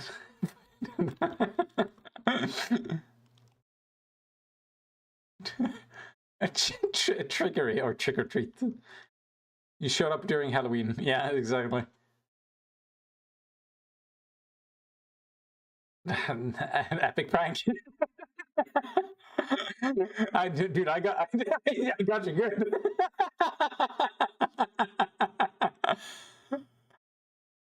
Absolutely. Did I ever tell you how you got your scars? I hit you so hard you can't even remember.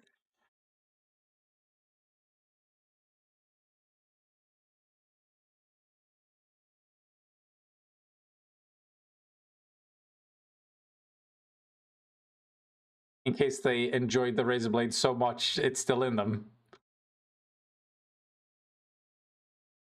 With the razor blades? What do you mean? But they come home and then just yeah, but they're not eating it. They take the bag and give them something healthier or less or whatever.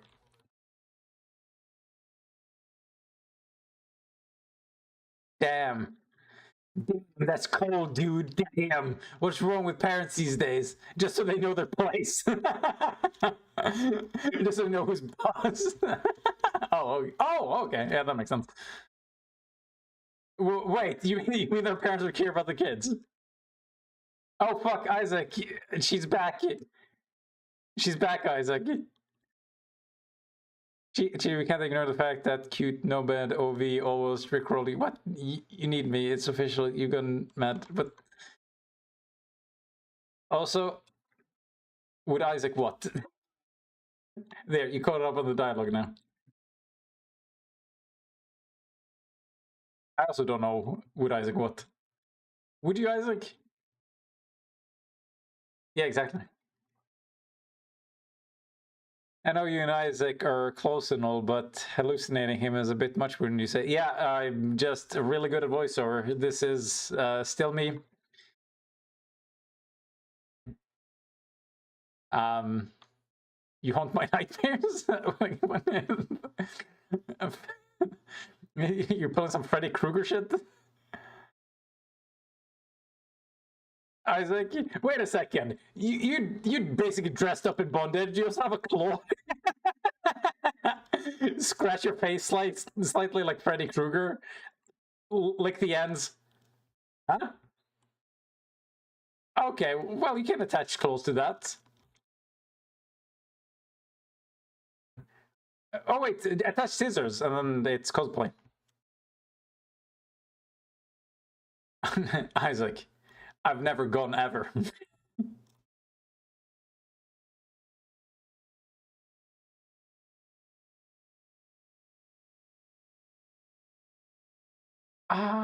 What would you call those? Welcome to our grand shop of superstition.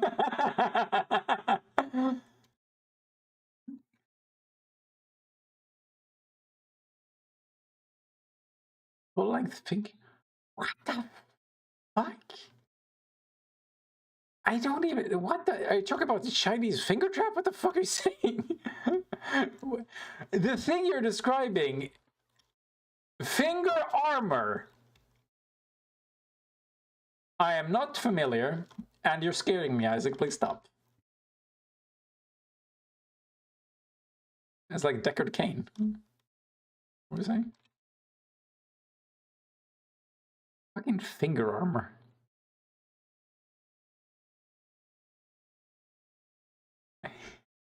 I've never seen that in real life. I've only ever, like, yeah, because look at it. It doesn't even fit the finger properly. There's like an extra digit just...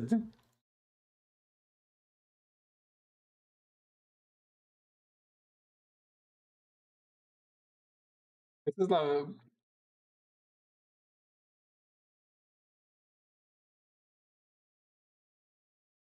Yeah, that's what I'd assume. Okay, I'll tapping again.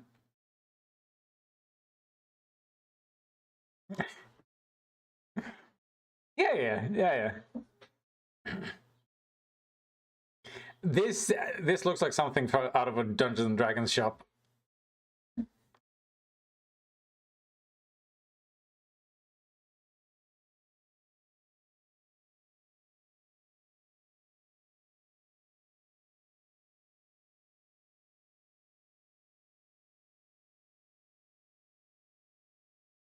Oh, whoops! I forgot. I remember when you said that I should I could just mute it. Yeah, I forgot. You muted me.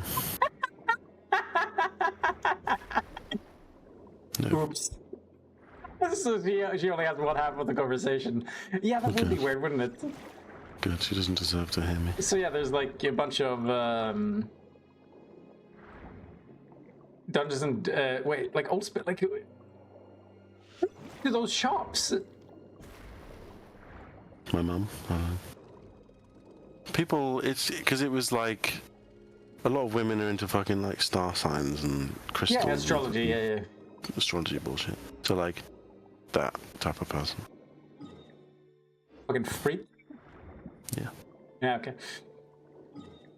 And then like England, like UK has that like pagan history and like wizards and druids and Stonehenge. Yeah, and but it's funny that you said it's more popular these days with Dungeons and Dragons and that shit. That's the only context in which I've seen it. But like I would like they had tarot cards, they had all kinds of shit, but they also had fucking board games and fucking crystals and statues, fucking gargoyles and shit. Like all of that was in the same shop. It was basically like it was like an extension of jewelry. It was more like ritualistic kind of looking shit. Sure. And like, so it's. But this was like fucking 20 years ago. The shops had these. You know what I mean? Yeah. So it was like when I was a kid.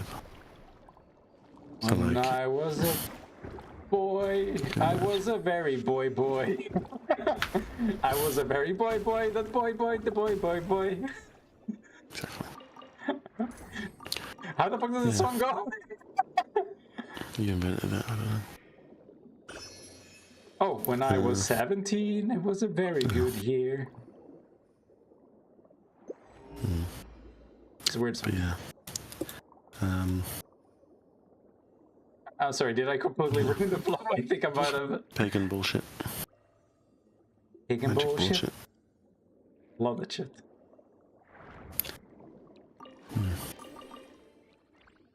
So what were we talking about? But who's into... Okay, but you don't know anybody who actually went to those stores? No, my mum did. Your mom did. She likes tarot cards and stuff. But she'd only just go there to like buy incense. Oh yeah, fucking hell. My like, mom also had tarot crystals. cards. She was like, yeah, I'm a witch, blah. Yeah, Also vampire or something. there's a thing in UK like paganism, which is It's pronounced pagan. pagan. You're Crystals welcome. and girly stuff. Guess so. I mean, like I said, mostly women are into it. 95%, yeah. The healing power of crystals. Not yet. Because You and me, are you like this? Do you like tarot cards and witchcraft and crystals? It's basically like decorating the nest. You know what I mean? Yeah, with superstition. No, but but it's like. But also, I think maybe it's something to do with like it's kind of like a secret knowledge that men don't know about. Okay. Maybe it's like a mixture thing. Men are exempt from this super secret cool knowledge. Or it's like it's kind of like it's something to talk about. Okay, but then women talk about loads of stuff. But then it's like. I think it's like conspiracy theories these days, where it's like it's for entertainment, but then some people like take it extremely seriously. But like it's a way of like getting answers for things. It's like it's answers for gullible people. Why am I so like argumentative? It's like because I'm a fucking Sagittarius. You know what I mean? It's like oh yeah, why am I always alone? Why does nobody love me? Oh, you're Sagittarius. Okay, that makes sense. It's like I'm unique. Like the day I was born, the fucking moon that was rising. It's like I think that's the main reason people like feeling unique. Yeah, and it's like something special and like mystical. Ooh, so true, Isaac. You're so cool and special and mystical. It's like being special without doing any work. You know what I mean? Yeah. What does that remind me of? It's like I don't know any guys that are like into like astrology. Isn't that weird? I guess. Shouldn't there be some fucking overlap? But like I've not met any guy ever who's like takes it as seriously or talks about it the way women do ever. Every single man who takes it seriously at all. Exactly. Like it's so odd. Why is it so gender specific? Like that's how you can tell if somebody is truly a man or a woman. Do you got a vagina? I'm not telling you. What star sign are you? Well, I'm a. Oh, okay. Oh, you're 100% a woman. You don't even have to show me your penis. Yeah. Yeah. You know, the female penis. But then, like, men love like D&D and fantasy and shit, right? Yeah. But then it's like So what's the difference between a wizard and a real. witch? Is that it? Women are just stupid. It's like I don't know what it's. Say yes, Isaac. Roll with it. It's like the need for answers for things that can't be answered. Or it can't be answered easily. It's like, a lot of it deals with like future.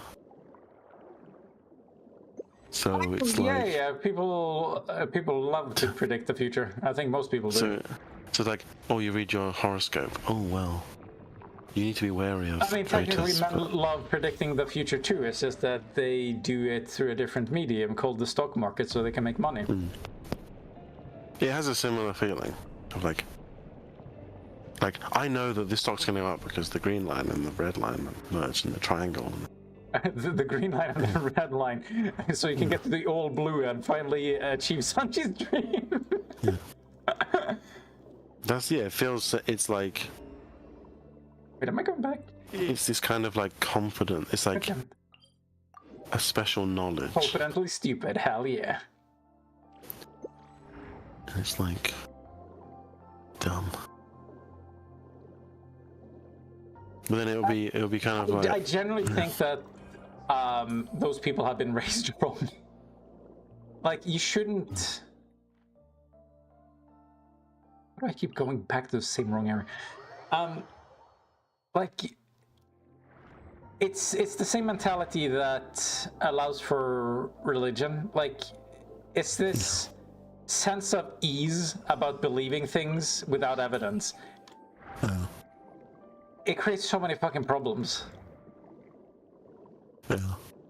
But then they have like these small cultures, like the paganism shit, and these like stores and astrology, and then they have like people like being supportive, so they're enabling it. Yeah. And then some people are lucky enough to never have to face the consequences, and then some people are unlucky enough to have to deal with other people believing in this shit and them suffering the consequences. I think that's the worst version. Like, I don't have a lot of pity for people who believe in the wrong things and then I have to lie in the wrong bed. The problem is when somebody else gets invited into that bed and then they have to fucking deal with it. Isn't it like, but then with say like religion, the predominant like people that argue it and you know the sort of big names and like all this shit is all men. Sure. When it's like basically the same thing. It's like horoscopes, yeah, and religion are both made up bullshit. And like, but then men will take religion seriously, but not astrology. But then they're basically the same thing. In religion, you can control people, Isaac. You can't do that with tarot cards. Well, actually, you can. Yeah. But there's no actual benefit to astrology at all. Not that I can think of, but maybe I'm too narrow-minded, Isaac. Apart from like the easing of anxiety, where because you think like, oh, what does my horoscope say? Oh, well, you'll meet your true love and then money will come to you, but you need to be wary of being betrayed. It's like, okay.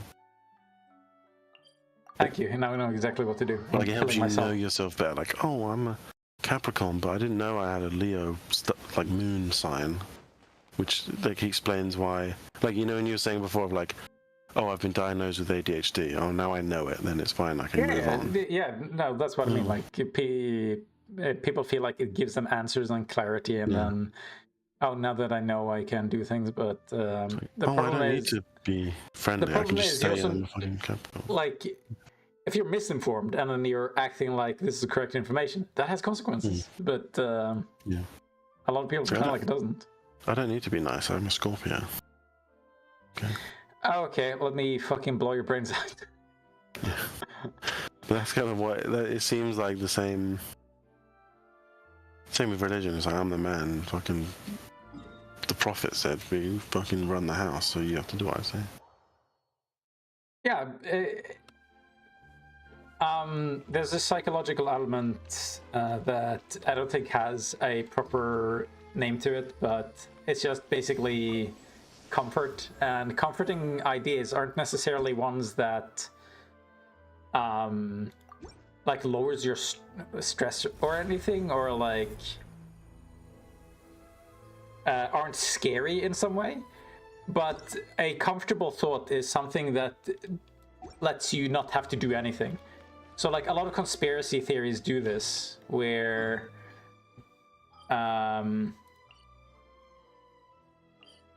there's, like, some sort of shadow government in control, or aliens did it, or there's some underlying force like the Illuminati.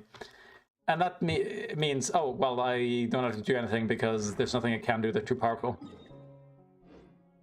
Yeah.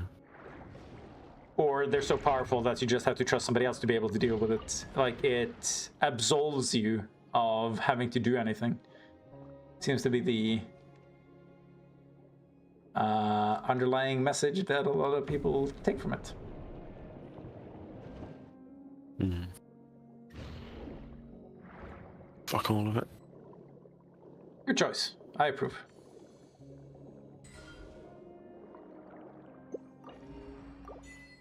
Would you actually fuck it all? Yeah. Damn, son. This is why you earn the big bucks.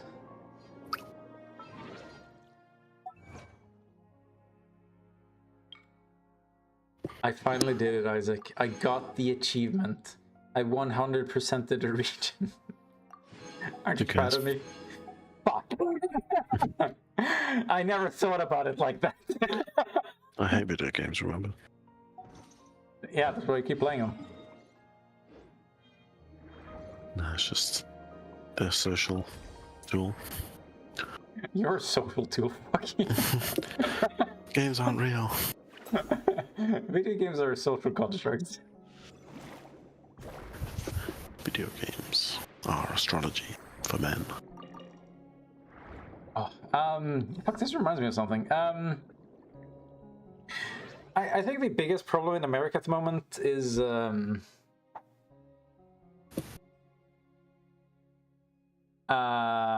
absolute destruction of all the rules, and all the blame is on the right. Like, I'm talking about it at like a, well, actually it's not just a social level, but that's like where it starts. And because people, how to put this? The right don't understand the rules, so they feel like the left is always breaking the rules. And because they feel like the left is breaking the rules, the right are actually breaking the rules. And if you think about this in terms of like political interactions between like two warring nations, for example, nobody's going to play along until people establish the rules and they follow them. So they've just established a habit of breaking the rules, which means there basically cannot be any fucking reconciliation. Because you can't trust the other side because of their willingness to break the rules. So I don't think they can talk to each other in a meaningful way. Yeah.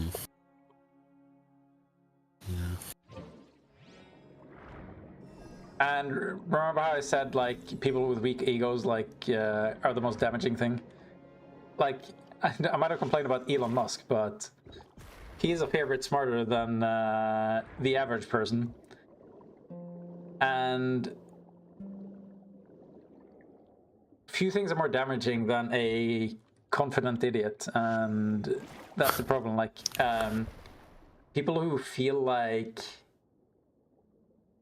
they've been slighted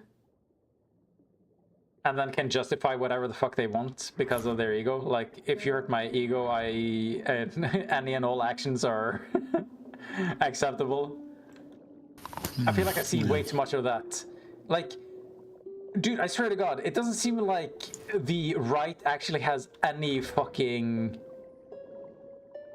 moral or political values to speak of.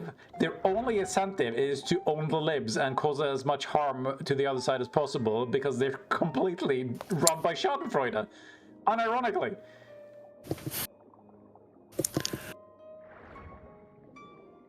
Like, that seems to be like... That seems to be the entire fucking reason that Elon Musk even joined the Trump administration, is because he'd gotten insulted one too many times by liberals. Like, that's his... That's the logic.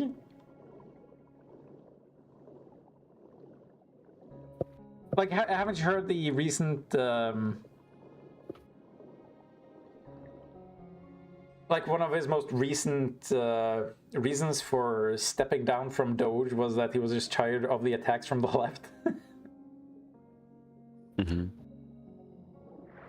I think he's been tired for a while. He's just not been open to admitting it.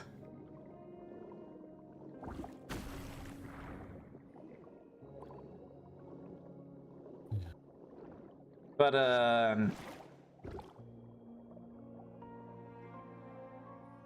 I understand that it's like a natural human reaction to get defensive, but when somebody's criticizing you, why does it seem like nobody considers the argument being made at all?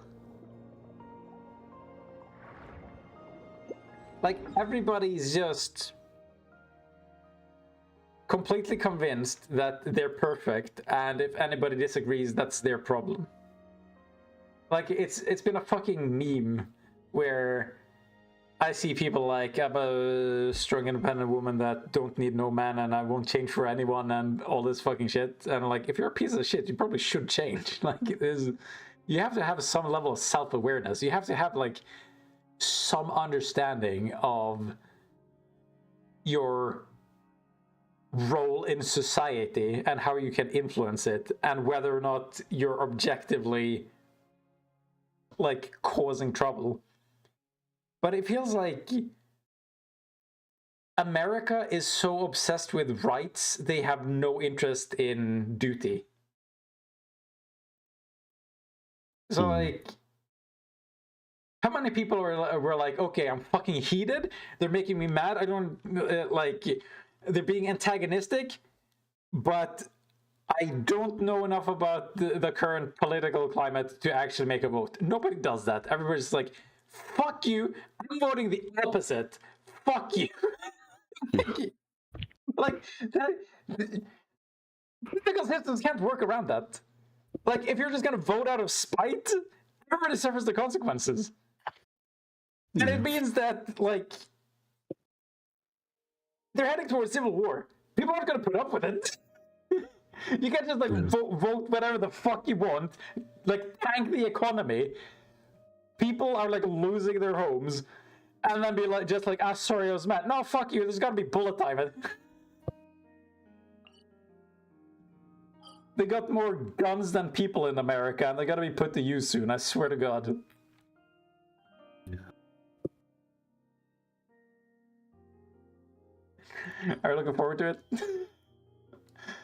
think it's gonna be exciting. America's just like entertainment. Just the most crazy shit happen. Yeah, but it's like, it's bleeding over to other places. Hasn't it like bled over to Britain to some degree?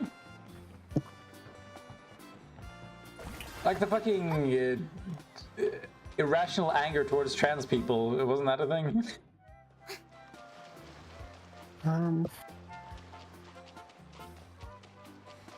Here it's more just like, You talked about the Muslim population and how people are struggling to even talk about the topic because you're either a bigot or they can get away with literally anything because you're too scared to be called to say anything because you'll be called a racist. You either are a racist or you are unwilling to be called a racist. yeah, but I don't know. I think here it's becoming more. Let's ride. It's basically because bad shit's happening and then no one's talking about it and no one's dealing with it, that people are now leaning more towards like the political sides that will say something about it. So like the Reform UK Party. Yeah, what does that mean in practice? So, like they openly like talk about, and their policies are like stop all immigration and like first day in government it's like you know, deport everybody and like leave the European Convention of Human Rights and like create our own Bill of Human Rights so that we can like deny asylum seekers. Ooh, that sounds really icy. Yeah, well that's the it's like it's kind of, but they're the only one that will like say the actual real reason for problems. It's like you have, like, say in London, it's like phones getting stolen all the time, and like gang crime and all this shit, and like problems with like immigrants and blah blah blah. It's like nobody even addresses it. Yeah, well, like there's a lot because a lot of you get a lot of asylum seekers come from France on the boat, so there's always boats coming to the UK across the channel. I love it. I love boats coming. All the political parties like we're like even labouring conservatives like we need to stop the boats, like stop the illegal immigration from like boats coming here. Yeah, it's just hearing people say, "Oh, we're going to change our definition of human rights." It's like, yeah, that's not vulnerable to anything. It's because I think it's because we left the European Union anyway, but because say there's like definitions, right? So if someone comes here any means and they just say I need asylum, right? So it's like the current, whatever the systems are, it's like, yeah, you kind of have a responsibility to like offer it to them and blah blah blah. So there's like rules and regulations around like handling of illegal immigrants and asylum seekers, and because of the human rights bills and things, right? So I guess the idea is that basically you want to remake it, so like leave, because they've like the UK basically just signed up to the EU one, like, or copied just the same one. So the idea is like leave it and remove what you want and change it, so you could basically be like anyone who doesn't come through a point of entry. I understand that the consequences are huge, and this specific point has huge ramifications, since you can deny what we consider human rights today to people if you start changing it. Yeah. But it's mostly just so you can define, like, it's easier to deport people. Because... Yeah, but who has the correct view on deportation? Or, so like, say there was this video of one of the new MPs for that Reform Party, right? Mm-hmm. He's in a meeting with other politicians from like another country. I'm not sure exactly. It might have been like Albania or some like a country that has a lot of asylum seekers coming here, right? Alboner. And he says to them, right? Yeah. What he says?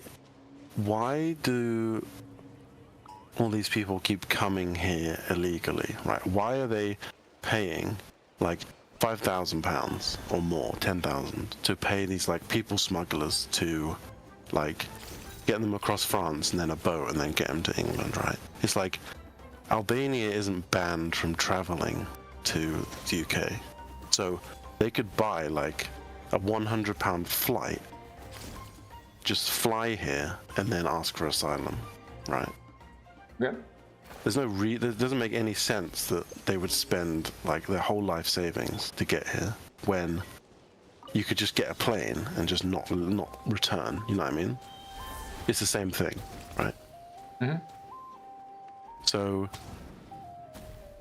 and the Albanian guy he won't answer the question, right? He's like, I don't know, like I don't have that information for you, right? And then the Reform guy basically says, is it because, well, the main reason will be because they are criminals or illegal or banned from the country or won't be allowed in on the plane because they have like criminal convictions or no passport, or they're banned from this country, or they're a known person to like criminal organizations and blah blah blah. So if they did try and get on a plane to come here, they'd land here, go through passport control, and then be instantly sent back because they're criminals or known to police or like have warrants or blah blah blah. So the only real reason that, I mean, now that you're out of the EU, it sort of makes sense to redefine those things. Yeah, it's just that if you're part of the EU, then you should consider like having shared responsibility. But the thing is, being part of the global community means that you have a sense of responsibility here, even if you're part of the EU or not. But But they want to basically... It makes it hard to like figure out how to cooperate with other countries because you don't want to get fucked by... Yeah. But the idea is that basically they want to set it up so like if you come to the country, right? I mean, I don't know what you mean by the country. If you want asylum, yes, you have to go through like like in America, it's like the ports of entry and like the legal ports of entry and blah blah blah. Yeah. And so the idea is that if you come here and you have no identification and no documents, like no passport, nothing that proves who you are, then we'll just deport you back. Because the assumption would be, if we can't check who your identity, it's probably because we're just going to assume you're a criminal and bad for the country because you're hiding your identity. That's the assumption, basically. It could be it's a reasonable expectations. It just makes me think about people who end up in that sort of situation unfairly and how fucking scary that would be. You're desperate for asylum, it's where you're seeking it, and it's like, yeah, you don't have the passport. It's like, yeah, I've been fucking thrown from a country that, like, you probably can't even access a database. Everything was done on paper. The fucking government was burdened down. Like, you were not gonna find anything on me, obviously. Like, what the fuck? Yeah. So that's the other side. It's like, but then they also say that like a majority of the asylum seekers are like young men. Alright, so it's not women and children escaping like war. It's just a bunch of men. Right? So it's like, aren't they also seeking on behalf of other people though? No? Maybe, but then it could also be that like the journey is so difficult that the women and children just like die on the way. Oof. So it's like, so basically the perception is, right, that like all asylum seekers that come here are... Oh wait, also it could also be that a lot of women have children, and if they can't leave with them, then they're not leaving at all. So you just end up seeing less of them because of the circumstances that they're in. Yeah.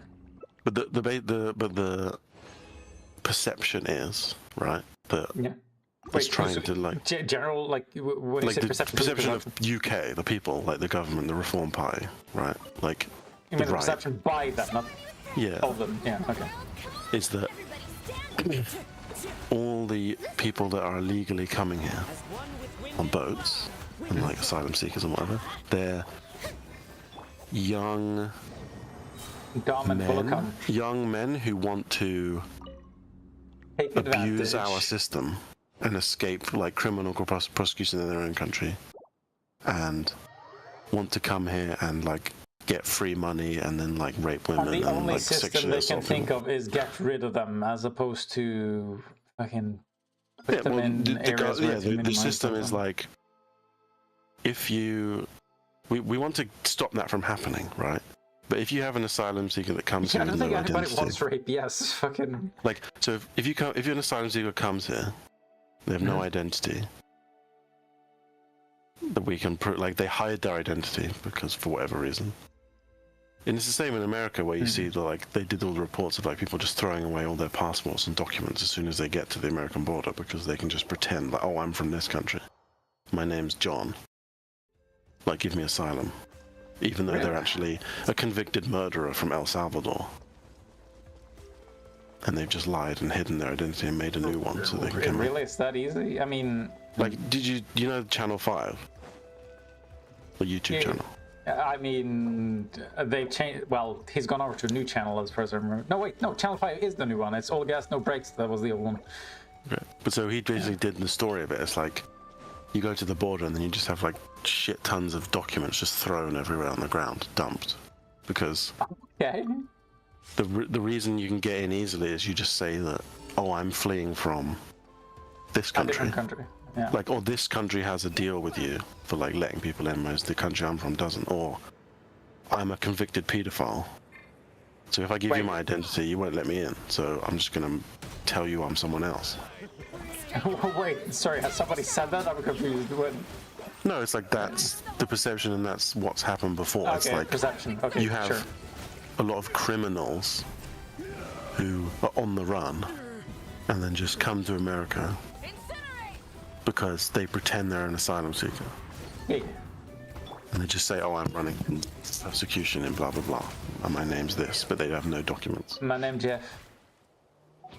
Yeah. So the goal is that you basically set a system where only people that can prove their identity with documents can get asylum. How do you feel about that? I think that's good. But then I know it's... Truly an extra slice. I think that's the better solution. You think the benefits outweigh the risks? I think the benefits are, like... Because it's like... But I definitely know this. Like, you could be, say, like... It's funny, fleeing from Afghanistan I with have no a pretty documents. opposite reaction. Like, to me, it's just, like, I don't care... I care less about how people get in and more about what people do as soon as they get there. And if they get there and act like criminals and treat them like criminals, like, and if you absolutely have to make it a cost-benefit analysis, then have prison labor. Have like a minimum amount that they need to compensate for. Yeah, so it's like, I think it's good to have more like strict, entry. Because it sounded like the primary issue that you had was that people weren't even being persecuted because they were scared of like perceived racism or something. Yeah, so it's like... But then this doesn't even really address that. It's just like... Well, it does, you just stop them coming. It's like they get here and you just deport them instantly because they don't have any documents. Yeah, but then you could also do the other way where like you give them a chance and as soon as they fucking do something, you can prove it. And it's like, okay, well, you had a chance, fuck off. Yeah, but that chance you gave them, they rape someone and ruin their life. So it's like, why take the risk of like giving someone a chance? You know what I mean? Because this is a American philosophy that I stand behind, but it's worse to sentence a single... Sorry, it's worse... What the fuck is the actual phrasing? It's worse to unjustly imprison a single innocent person than letting 100 guilty men go free. Like, people are way too schadenfreudenistic, where people get an unhealthy amount of satisfaction seeing bad things happen to bad people, as opposed to making sure that good things happen to good people, or that you're actually protecting good people, or making sure that bad things don't happen to good people, rather. I think that's final point is more accurate. Mm-hmm. And that's why a lot of the time when I hear people talk about like pedophilia and child molestation and things like that, I am completely unconvinced that they actually give a fuck, because they don't talk about things that would actually prevent the damage from happening. They're just trying to increase the punishment when the damage is already caused. That is a complete misprioritization, so I'm not fucking convinced they care at all. And I get it, you're trying to protect some people, but you have to like seriously consider the potential harm you're causing to others. This is sort of like the fucking trans rights issue. Like, so many people are getting like defensive over things they have no proof for. Like, like every trans person and homosexual are all child groomers and molesters and all that shit. Yeah. Like, okay, what the fuck are you basing this on? It's like, it doesn't matter, we're protecting the kids. It's like, it does matter because you're attacking another group. Like, are you fucking insane? Yeah. Okay, well, how about this then? Take them away from the families. Most fucking acts of child molestation happens within the family. Take them away from you. Fuck you. Like, if it's all about protecting kids, why take the risk? You seem like a child molester. Do you have any proof that you're not? Well, fuck you. Like, it's insane. Yeah. So it's like,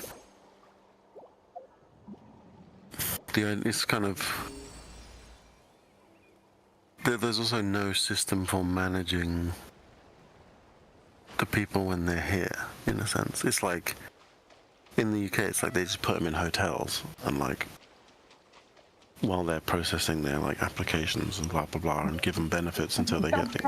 Okay, this is what's frustrating. It sounds like people are just too fucking lazy. Like, do we keep them or not keep them? It's not like, okay, do we have a process of verifying who they are? Like, what's the risk assessment? Like, how do we manage them before we have clear answers? Can we put them in areas where they're less likely to offend until we have like better results? Do you have like a protocol? Do you have like a probation period where we can basically have put them in a more highly policed area so they're more likely to get caught before something happens? Or like, there has to be more options than just nah, fuck it. If there's a 50-50 chance, you're either under suspicion or an actual asylum seeker, we're just not going to take the risk. Like, that's not a process. That's just Russian roulette. But people are fine with it because it involves other people. Is what it feels like to me. It's sort of like Trump tariffing the fuck out of the world. He's just like, yeah, it might hurt for a while, but that's just a risk I'm willing to take. Like, it's not affecting him, it's affecting everybody else. So this fucking blasé attitude is fucking insane. Yeah, but then it's like,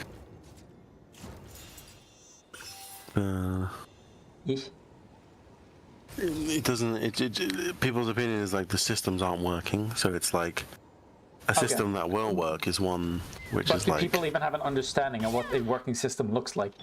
Like,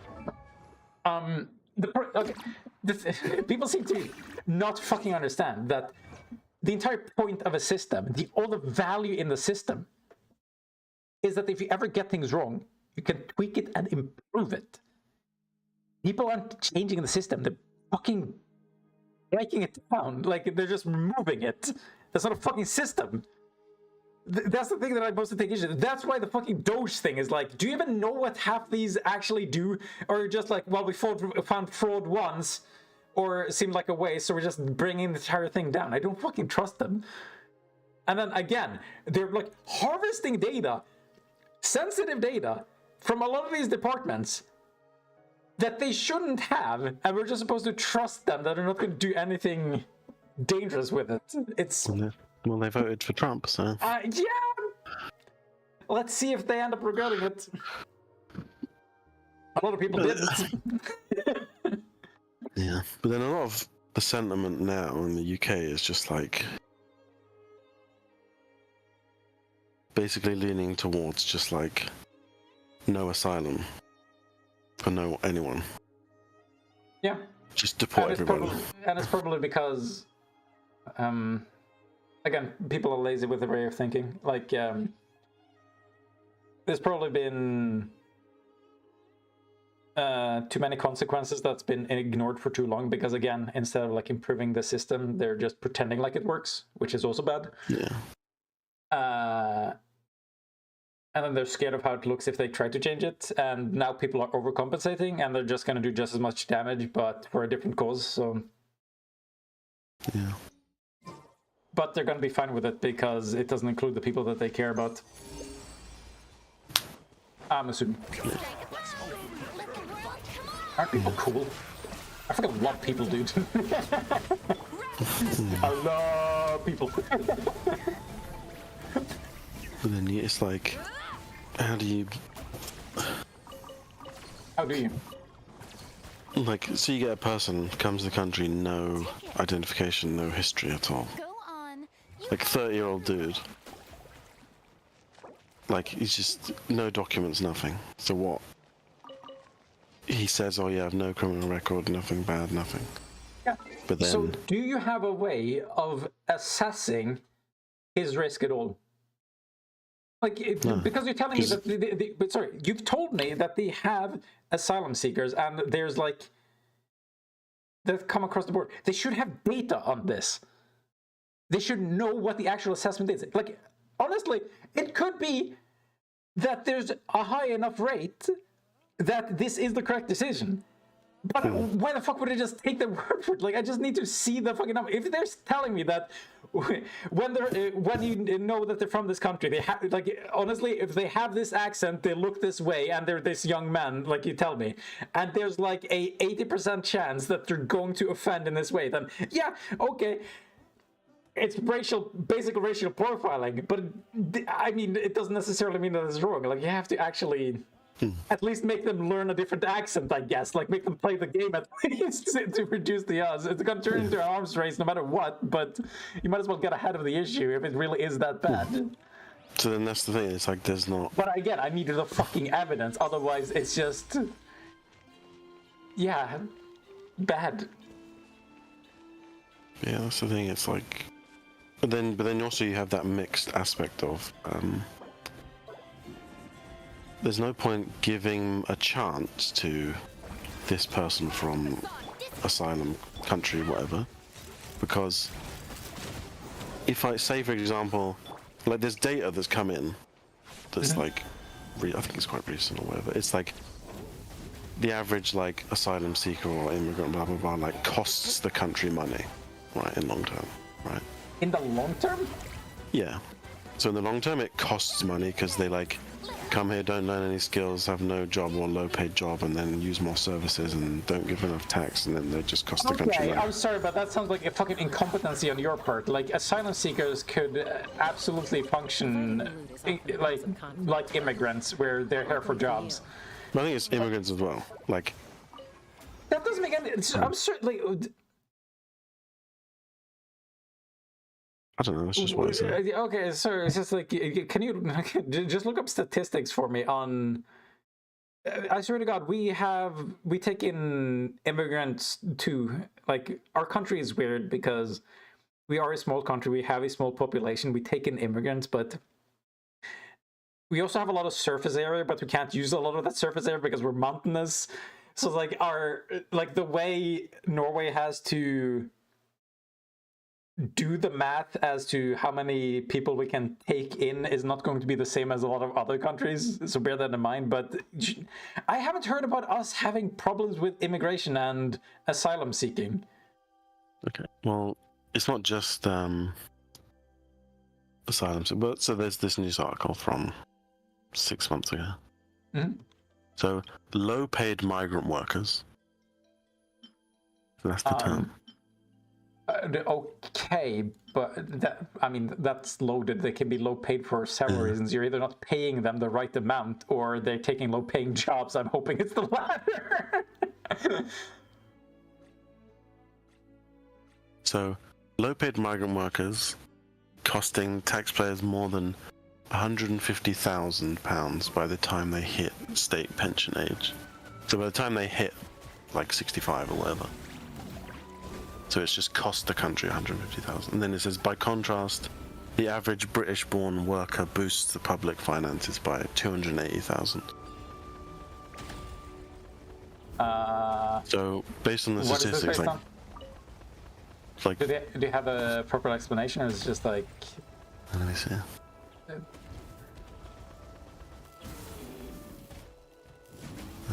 It's like sometimes I'm forced to, but I generally hate just taking people's word for it. Like, I hate correlation. I prefer it if they have like a mechanistic explanation. Know what I mean?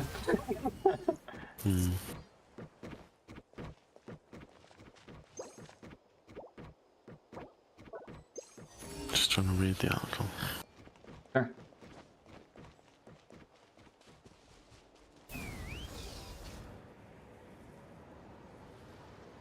I think it's basically low. It's like low-skilled migration. Yeah. So it depends. But like it's like weird they're that you not say training that people. because I've been told that the opposite is the case in America, but I don't know how similar the comparison is going to be. But like, America basically relies on an influx of immigrants because they keep having positions for low-paying jobs that they need to have covered. Is it not the case in Britain? Like, sorry, like, how they measure it is so important to me, because you got to keep in mind that a lot of UK workers wouldn't even potentially want some of those jobs. And then because nobody wants those jobs, but they're sort of required to be filled, you're losing money that way. But anyway, but then Yeah. this another aspect, like what I was saying before, is like basically, say Yeah. you know get some sort of like illegal immigrant set up or some sort of like you pay for their like housing and training and teaching and give them benefits for a certain amount of time or house them and blah blah blah, Yeah. right? So the other side of the argument is that like just stop all asylum. The money you would pay for this guy from Afghanistan, just use it to pay for homeless people that are British. A fair argument. Like, Or if like you're food actually- banks, like people that need like benefits because they're like unpaid carers for their elderly grandmother. It's like just cut out giving to other people when British citizens aren't doing well. Yeah, I'm a little too globalist. I think everybody has responsibilities to everyone else. You can pretend like you don't, but I judge people pretty harshly on that. Yeah. But also, because of how our national political systems are set up, each country, state, and nation is technically exclusively responsible for their citizens. There aren't any official international responsibilities that sort of overshadow that. Like, but that's basically what we're trying to get around. Like, we're trying to have mutual responsibilities like globally.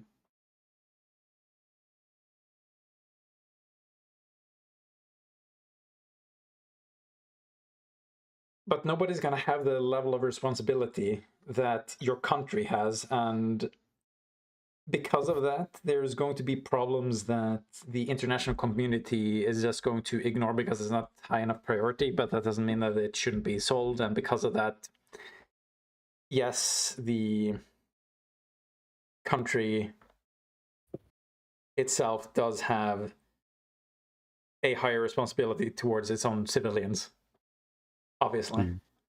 Yeah. I just like the idea of a global community where it doesn't fucking matter. Like, you just do what's most efficient. It doesn't fucking matter. Like, people can argue all they want. If it costs more to move one resource from one end of the country, one end of the world to the other end of the world, and you just get like less objective benefit from it, like it saves the same amount of lives, but it's just harder to get from one point of the country to the other, then it moves down the list of priorities. Yeah. If it saves more lives by getting it across the world, then yeah, I will prioritize that. Yeah. But people get selfish real fast, and they're completely blind to their own selfishness, so it's hard to argue these things. Because there's also there's no fucking way I could get around arguing that somebody's selfish for wanting their country to take care of them. There's like no fucking way I'm winning that argument. But like, there's this other idea of in the UK where it's like. Do you have ideas in the UK? That's badass, dude. Where basically Where? British citizens are treated like like a piggy bank, right? So. Right? In what way? So like, say, all the sort of people that just have jobs and pay taxes and, they're trying to like buy a house, like the middle class, right? And basically, whenever there's like a problem, Go on. the solution is Approval. take more tax from everybody. And like the people that earn high wages or middle class or like just... So the taxes keep going up, but all the benefits are people going down. paying the taxes see no improvement to their lives, right? So it's like Yeah.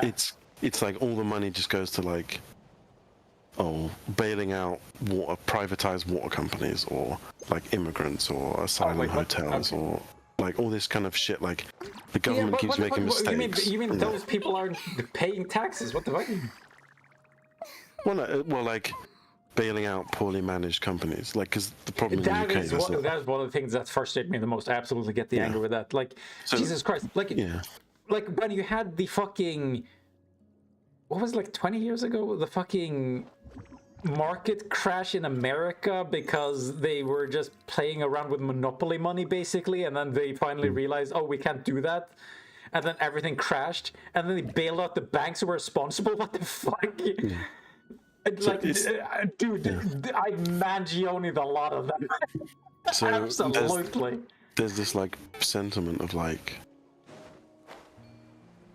we're the ones like making the country all the money, right? Yeah. We're the ones like doing all the work and like trying to have a life of like a house and kids and trying to just live. And the quality of life just keeps going down, but we're paying more money in tax, right? So we're getting less money, but life paying quality more is for it. going down, Yeah. and it's just like we're just Okay, having to. that's the same issue as in America. Like, again, it's the wealth distribution. Yeah, so people are just as annoyed at like Amazon not paying any tax as much as they are of like immigrants coming here and getting benefit. You know what I mean? It's like That makes sense. it's that kind of. I'd rather share it with immigrants than those fucking Amazonians, though. But it's kind of like, how do you? It's like the rich like buying all the houses, and then no one can buy a house, and everyone has to rent, and like. Yeah, isn't that based? Shit. Isn't that a great system? So it's that kind of like. But then also you have this disparity between the older generation and the sort of current one, where for like baby boomers who all own property and all have pensions and like have no money issues because they bought their house like 30 years ago when it was nothing. Are And, they blaming the new generation? Kind of, but then it's more like they don't want to lose what they have, so that's why the Conservatives were in power for so long, because they were like the majority of people, the highest number of people that vote are elderly, like older, right? Yeah. So they're all like, keep the Conservatives because they won't affect our Bottom pensions and high interest and savings and council tax and like housing taxes and inheritance taxes and things. So like the older people, like, we're better off if we vote them in. But then all this, so what? There's another thing of like, basically what's going to happen. There's going to be like the most insane shift of wealth in history coming up when like all the baby boomers die and like pass on their money. It's like it's going to be a massive shift because like it's just going to be so much money, like disparity. Okay. And it's so like, but then that's the issue. So like, I want to like to kind of the immigration thing is typically used, and it's used again as like a scapegoat of like, vote us in because the scary immigrants. like the scary immigrants are part of the problem, Yeah, that's pretty but typical. they're the most easy problem to Scapegoats. like show you. It's like when it's like Amazon's the problem, but I buy everything from Amazon, and Amazon's cheap, and it's cheaper than everywhere else, and I can get it delivered to my house. It's like Yeah, it's harder to they argue. don't. Yeah, but then if They it's don't like want to say no to the conveniences when, yeah. Well, If there's just some, like, technically, they say no to the Afghanistani guy, conveniences. like, They're just taxing them, so you actually get benefits from it. But yeah, they're probably scared about losing benefits from it, even though it's not likely. Like if they've already established like a company in that region, they're probably not gonna. Fine, we'll take the entire company back. Fuck you, like that. Yeah, but it's like there's always this argument of like scaring away investment. Yeah, but the problem is there's no point in having an investment if you don't tax them, so you don't get it. Yeah. Yeah. Like, well, they're draining us anyway, so we might as well get rid of them. It's probably better. Yeah. But people are just like, yeah, but the jobs though. It's like, fucking, do you have any idea how much they have to pay you to compensate for not taxing them? Yeah. Exactly. So there's all this. Let's ride. So and it's now become like fed up of the UK's like two-party system, Labour, Conservative, and everyone's like they both seem shit. So we need something new. So that's why the other groups are getting more like leeway, and then like people are, because the internet, you could spread the horror stories of like, oh, look at our country, we've had all these immigrants, and like if you become like us, it'll be terrible. And so like all the European countries are leaning more right now, like France, and they're all seeing these big changes in their like demographic voting of like in like Hungary and Poland and things like that. Fucking hate the scapegoating. Like, again, people are so close to improving their lives and then they just go for the scapegoat. It's so fucking stupid. Like, again, you have a system. You're in, like, like all these countries are incredibly wealthy on paper. Yeah. Just distribute it so people aren't fucking mad. Like, we're gonna get fucking French revolutions, guillotines, and all the way things are going. It's so fucking stupid. Yeah, but it's like the companies are run by unhappy people who only get happy when they see number go up. So they're just like hoarding an insane amount of money that doesn't even like improve their lives, but they're gonna keep doing it because it's like a fucking addiction. Yeah, and I think I've said it before about like when the tax goes down, the government has less money. So if the government has less money, it can't build more like social housing and give benefits and things. So like if the rich are like draining the lower class, middle classes, and the government simultaneously. So like everything gets worse because like that's what people like, the quality of life gets worse because the government hasn't got the money to like improve services or like fix the roads or like hire more nurses. I was about to say hire more nerds. Yeah, them as well. That's it. Like, so that's the thing. They have other issues of like government jobs pay a certain amount of money, so like they can't get the best staff. Dude, by the way, like in America, people got so mad at Elon because he was like, no, we need high skill immigrants, and people are like, no, fucking, we want those jobs. Yeah. But then it's so fucking frustrating because like America fetishizes work and working so goddamn much, they completely lose the plot. Like, again, if you just tax those people, you get all the benefit and you don't even have to do any work. Yeah. And it's like, yeah, well... But no, like, they want the jobs and then none of the benefit. I don't know. Yeah. It's like, to get the job, you'd have to be able to do the job. You don't say. But like, people won't bother learning the skills because it's too difficult. Well, not up to par anyway. That's the problem. So yeah, Elon Musk basically said like, nah, you're too retarded. Yeah. We're not hiring you. Sorry, we need Pajit or whatever. Yeah. Who fucking knows?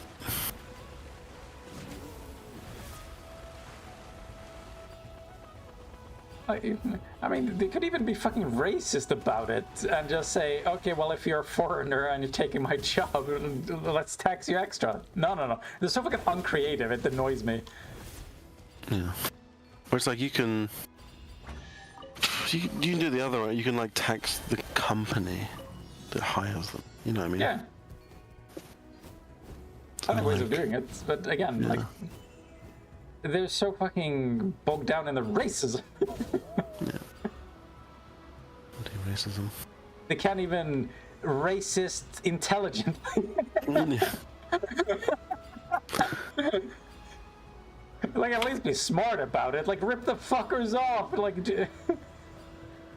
I don't know, bring slavery back. Like, if I could do something that at least is a benefit to you instead of just being so angry, you're fucking shooting yourself in the foot in the process. Jesus Christ. Like, I'm not even mad at the racism at this point, just the pure retardation of it. Yeah. Yeah.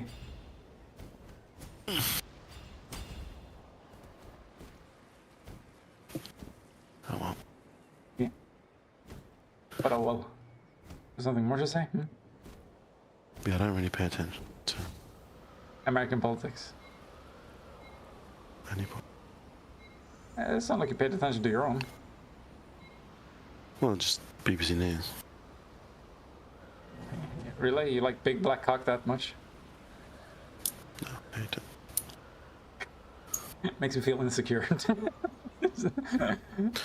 No. Okay, take it all back. Them insecure. They can't handle all this white meat. Yeah. Yeah, I'm convinced. I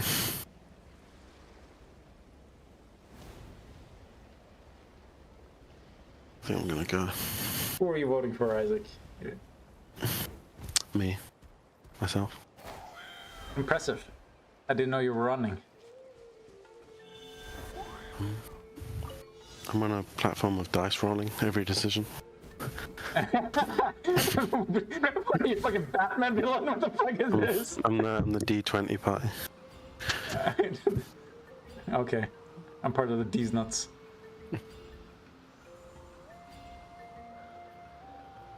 D20, baby. Yeah. All government decisions are made by dice rolling. Can't be worse than the current government. And like if you roll a 1, it's like Oh, critical failure? Yeah, the government die. explodes. you fire. You get fired. No, you get blown the fuck up. And if it's D20, you get anything you want. No, yeah. I like this idea. What are you gonna call it? Dungeons and what? More dungeons. Dungeons and more dungeons. Yeah. So if you roll a 1, you go to a dungeon. Is it a 10,000 years yeah. dungeon? Yeah, and if you roll a d20, you get like a free pass not to go to a dungeon. So like you can like save them up and like bank them. Okay, it actually is turning into a fucking game of Monopoly then. It has a get out of jail free card, literally. Yeah. And like, is a social score like your like Chinese like credit score? You know, like like human social score.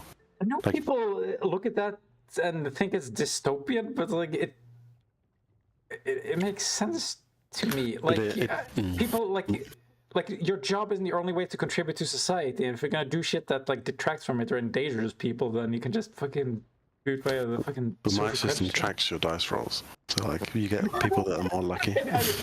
Fucking, it tracks your luck and decides how to treat you. I respect it. That's a good decision. So you can get people, you know, you can like hire people to roll dice for you, creating a new job in the economy. So you develop your luck and you can like keep your stats, so lucky people can roll the dice. Jesus, Isaac. But it's like that book. Did I tell you about that book where it's like... Oh, that's right. You have a lot of fucking weird worlds that you read about. There's that sci-fi world where like they try to breed luck into people.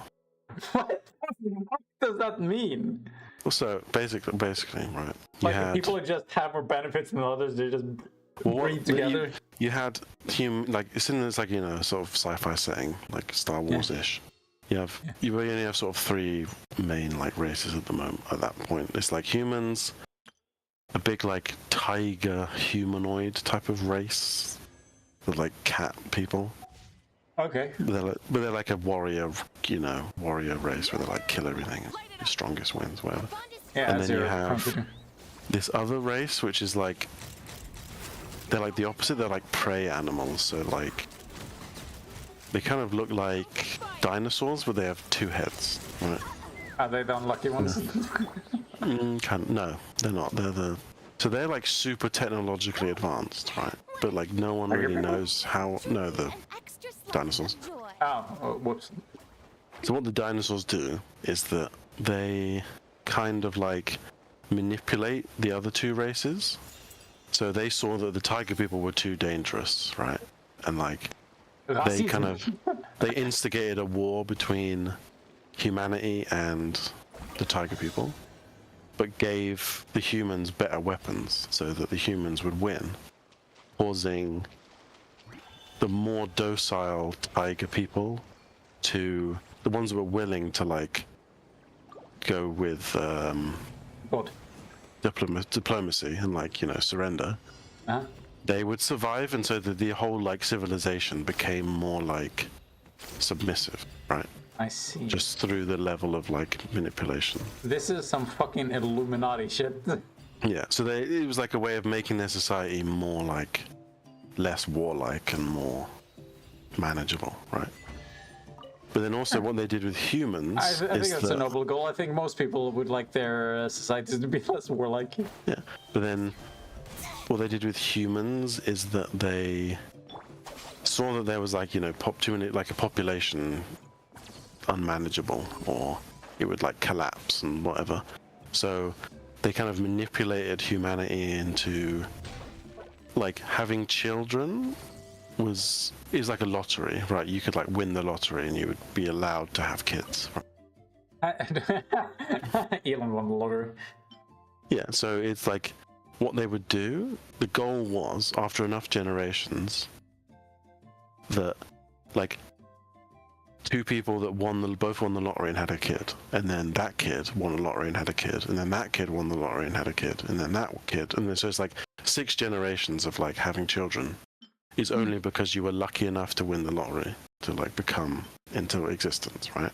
Damn, that makes so much sense. I was like, So that's how. Is this the society you want to make? No, so that's how they made people lucky, right? So like you're born lucky. Okay. Because the only way you came into existence was being so lucky. Oh, they didn't try to do this. This was just a side effect of... Like, oh no, they wanted to do it. That was their Okay. way of seeing if it would work. So they would track people's like parents and lineages to like find the lucky gene in people. Like find lucky people. See if they could breed luck into people. This is just natural selection, except it's not natural. It's human selection. They're just changing the criteria.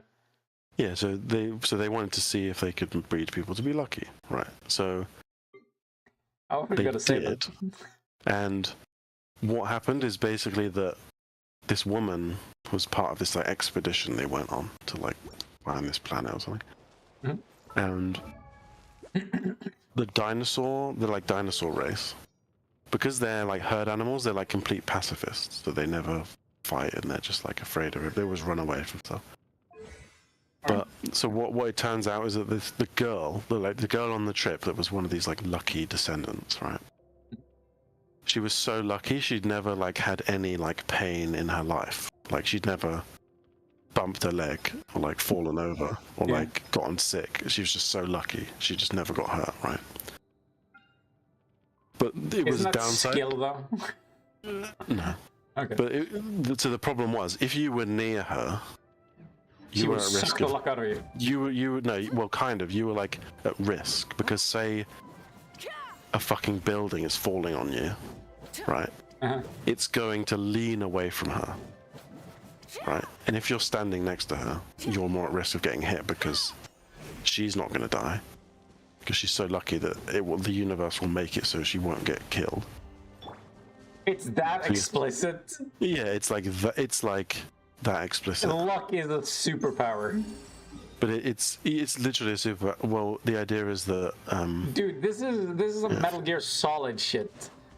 I think in the second game, we played in Metal Gear Solid games because fucking Kojima's really fun. Okay, so you have so many boss characters that have like these weird quirks to them a lot of the time, like personality and power quirks. And I had a character I think was called Misfortune. And people are just like, why can't I hit her? I can't hit her. I just see fucking like bullets like whizzing past her. Nobody can fucking land a hit. And then she brings out a fucking minigun and mows them down. And it's like, okay, there's some funny business going on here, clearly. And then when you fight her, it's like, it's really hard to figure out how you're supposed to handle it. But it turns out she has like a magnetic field around her that makes the bullets like deflect, of course. Like, there's an explanation. It's not just luck. Yeah. But like in this setting, but it's just like the like mythology that was built around her because of that power. I like this sort of but things, yeah. they basically, because the whole species of these dinosaurs are like always about like being safe, because they're like prey animals. So they're like maximizing their Can be such a hassle. safety all the time, Who knew right? that people would adore me So what so they've much? inadvertently done is realize that they've like made humans lucky enough that they're more They can likely to overthrow be them. in danger, because there's this thing in the setting where at the galactic core there was some like a big explosion of the galaxy, so there's like a wave of radiation coming out Okay. from like the center of the Milky Way. So everyone has to kind of like use faster than light travel to kind of like outrun it, right? And like get away from it. But they discovered this, the book's called Ringworld, so they found a world that's like a huge ring of metal, like Halo. Yeah, I was about to say. Yeah. This was written in like the 70s or 80s, way before Halo. Okay. The material, the ring world is like mysterious, and no one knows who made it. Like the material of the ring world is like thick enough and sort of tough enough to block the radiation when the wave hits, right? It's like an alien material that's like tough enough. Yeah.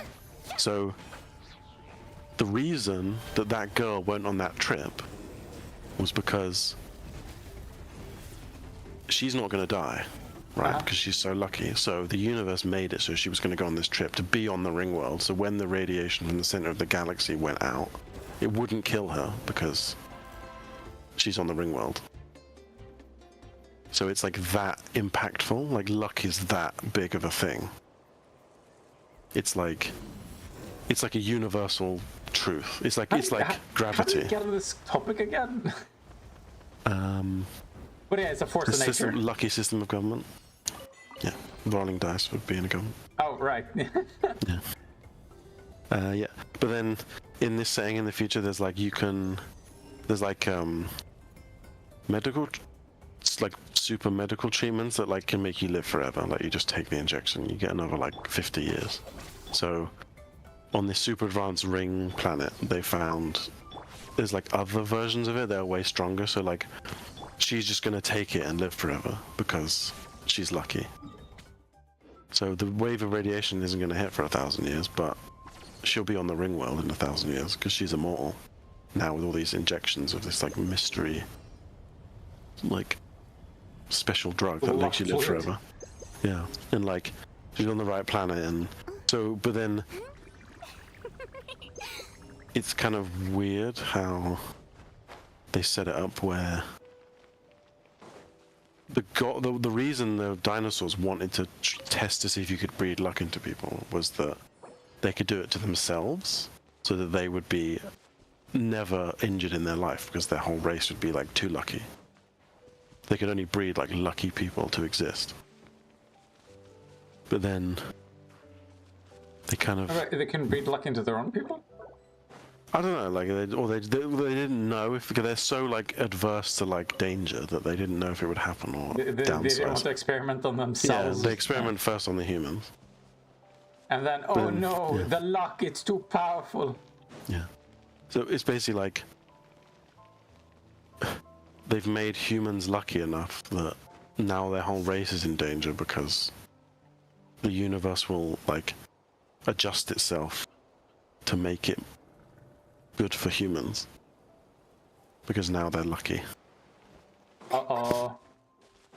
But then there was a funny bit in where like they track all these people being born of like 6th generation lottery winners. But there were ones that were like even better than her. Like she was like 6 generations. But there were some people that were like 8th generation lucky people. But What? the idea is that they're so lucky that they were able to avoid being found by the dinosaurs to like take them on this trip to some dangerous place. Like they couldn't find their test subjects because they'd made the test subjects too lucky to be found again. Mm-hmm. So it's like they've basically created these like crazy levels of unpredictability now of like walking like immortals that just can't be hurt. So like, if one of these people just decides to randomly show up somewhere, then they're like completely in danger now. Or like whole planets could be like hit by meteors to stop other meteors hitting other planets. So like, Yeah, but you can't even predict it. Like how does this all knowledge they even know help? now is that there's like these super lucky people in the universe that can't die, or like are always going to be safe no matter what the consequences are for everything around them. Yeah, so can they do anything with this information? It's just like, well, well, shit. that's the end of the first book, so maybe they try something. Because like the luck, does it have a radius? Can they actually predict how it works? It's treated like a universal thing, like gravity. It's like Yeah, luck but is the same level. you should of be it. able to measure it. Like you're saying, it's a universal force, but then, like, It's well, I think you can measure like more like people are luckier than others. yeah, and that's it. Pretty much like they can't, or they think it's like it's based on a kind of survival thing. So it's like that woman couldn't die or get hurt.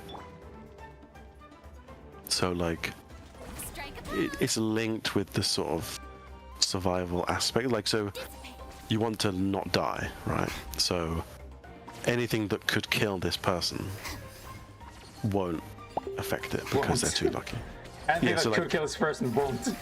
So if like she is on a planet, right, and moves in its path, then it will.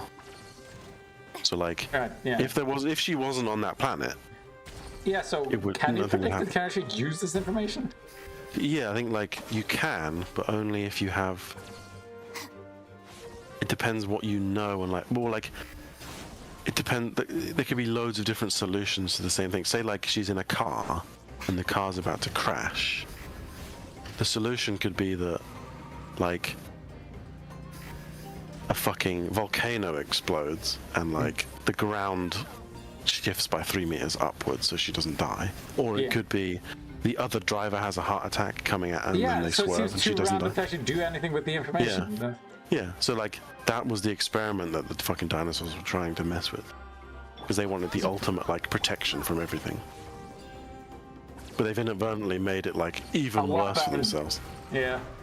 Because it's like they just put in these like insane unpredictability variables Yeah, I like it.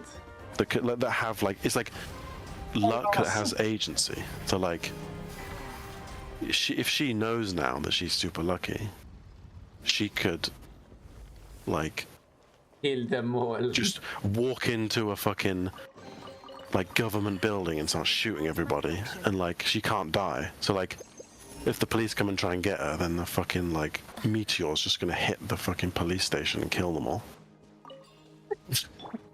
I like how you run your government, Isaac. Yeah. So that's what my goal. That's what the platform I'm gonna go for.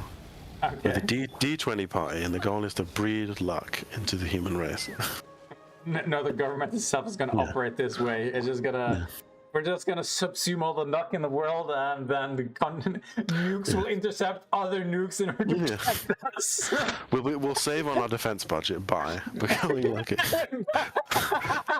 I'm running on a platform of fiscal savings. I just see all this news like, he's got my vote. That sounds like Yeah. excellent. Why isn't everybody trying to be more lucky? That's where we fucked up. Yeah.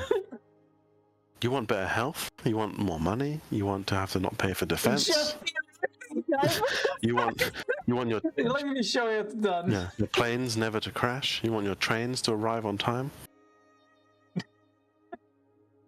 So the first step is denying everyone from having children, and only lottery winners can have children. Yeah, and I was like, also, hey, this is the... First step, eugenics. It's like, do with luck. Fuck it, I'm voting for him. No, wait, no. What are you? He said you can't. Okay. I guess your vote is just as important as mine. but if you win the lottery, you must have children. But then only people that want children have to put their name in the lottery. Okay. What are you talking about? You gone mad? The D20 party, okay. Dick 20, huh? Mhm. That's a great band name. Guess I'll, yeah, because now I'm reading. Hello everyone, we are Dick 20.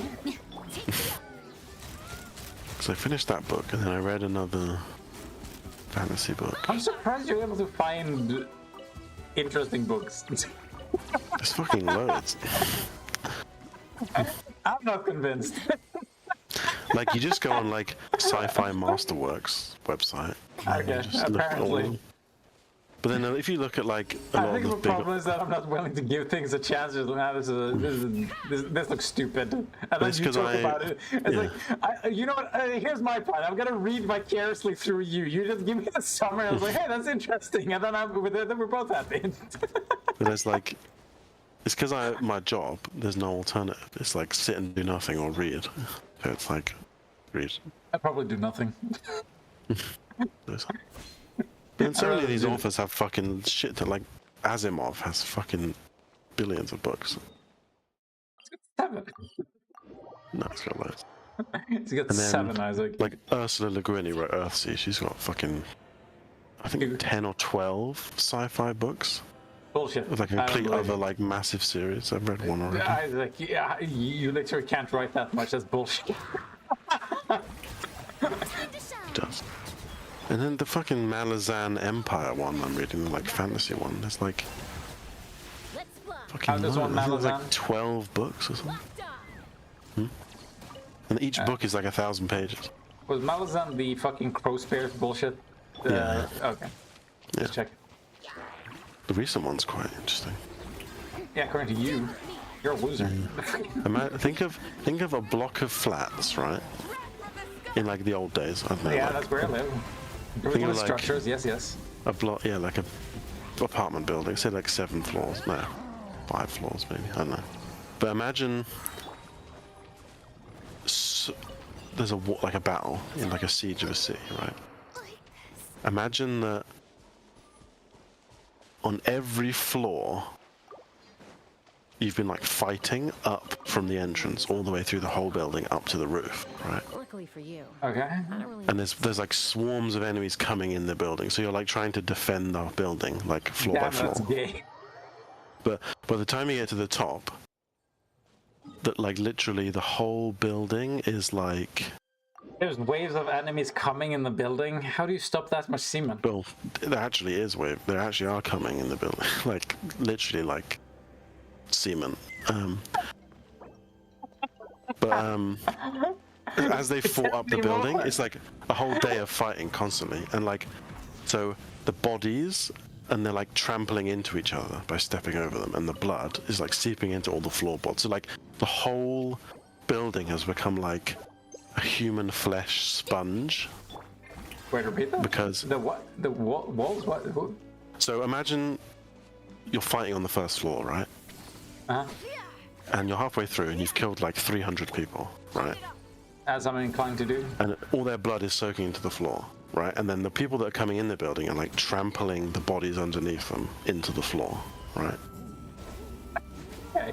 Right, and then Yeah, they're with you. crawling over other bodies when they're dying. So like, you're basically filling every room with bodies and blood, right? And then you get to the second floor, and all the blood seeps through the floor, goes to the walls. So then you get to the roof, and the whole building is of like 5,000 bodies and blood that's like been absorbed into the building. So that's like that happens in this story because they're like in a siege, and there's this like warrior who's the chosen warrior of this like god who just doesn't die. Yeah, that's me. And so the building looks like a sponge of like human bodies and blood. It's like absorbed like 5,000 people into its walls. It's just so like soaked and drenched, and like the bodies have been like pummeled down into the floor. You know what, Isaac? That's kind of metal. Yeah, it's good. And it's like his swords are like worn down to like they don't look fucked up because there's so much like friction of fighting. It's just like they're like almost blunt, and like they've gone from long swords to like daggers almost. Okay. But also imagine that every time someone. So there's men and women like fighting going into this building, like the crazy ravaging hordes of like enemy army. So there's men and women, and every time a man is about to die in that building, a woman will try and rape him and get his semen from his like dying breath, so like gets impregnated from him as he dies. War makes a lot of problems go away. Because the idea is that there's this like it's like the dead seed, like a child of the dead seed of like a dying man's. Oh yeah, you talked about that shit. Yeah. Yeah. What the fuck was that about again? So that's like part of the fighting. So like every time someone's dying, a woman will just like try and like fuck them to death and like get them to come inside them as they're dying, to have a child of the dead seed in them. You read some interesting things, Isaac. Yeah. So that's part of the army. That's like part of that book. Is this also part of your plan to run the government? Everyone has to read the book. Really? You're not gonna... It's like in schools, The you know, when government you read building books. is going to be a spongy flesh wall. Yeah, well, like in schools when, you know, you read books in class together and you're like, okay, we're going to study this book and do a test based on... You don't do it based on, like, you know, mice and men and things. Yeah, no, You do it on obviously. Malice and Empire. And you have to feel like... Talk about, you know, flesh suits that have been peeled off people, including the fingernails. Yeah, But it's just like an empty shell of the skin, but like it's got all the fingernails still, and like the toenails what and the the fuck hair. are you even talking about at this point? My favorite book. Is it? That's pretty good. But don't like these are good sci-fi and like fantasy ideas, right? These are cool, like visual imagery and metaphors. What is a metaphor of, Isaac? Hard work. That's what the blood building is. Hard work. So this is part of the government plan. Yeah. All buildings, all government buildings must be Must be made 50% of blood. blood. Does iron count? Yeah. Yeah. Well, basically, we just have the purge every year, and then like, it's only in government buildings though. So like, in order to get more of the blood soaked into the walls.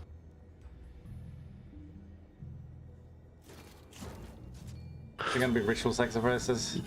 Only if you don't, if you roll a d20, you get to live. People that rolled, basically anyone who's rolled a 0, Are a 1 in sacrificed. that, in a 1 in that year is part of the purge. As it should be. Yeah. No unlucky people on my watch. Yeah, because we need. Basically, we want to try and find someone who If only we want to rolls improve d20s. society, we have to get rid of the people who don't fit in, no matter the reason. If they're Well, not this is lucky, how- fuck you. This is how we test the people as they get more lucky. It's like we can track, like say you're 6th generation. Every time you roll the d20, you get above 15. So that means you're more lucky, right? And so like, and then once we get someone who's rolling d20s, no matter what they roll, then we know they're the lucky one. They're like Jesus reborn. Yeah, of course. Did I ever deny this?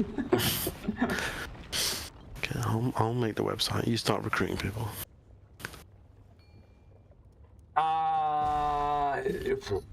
I got the dice. What the fuck is the sales pitch for this one?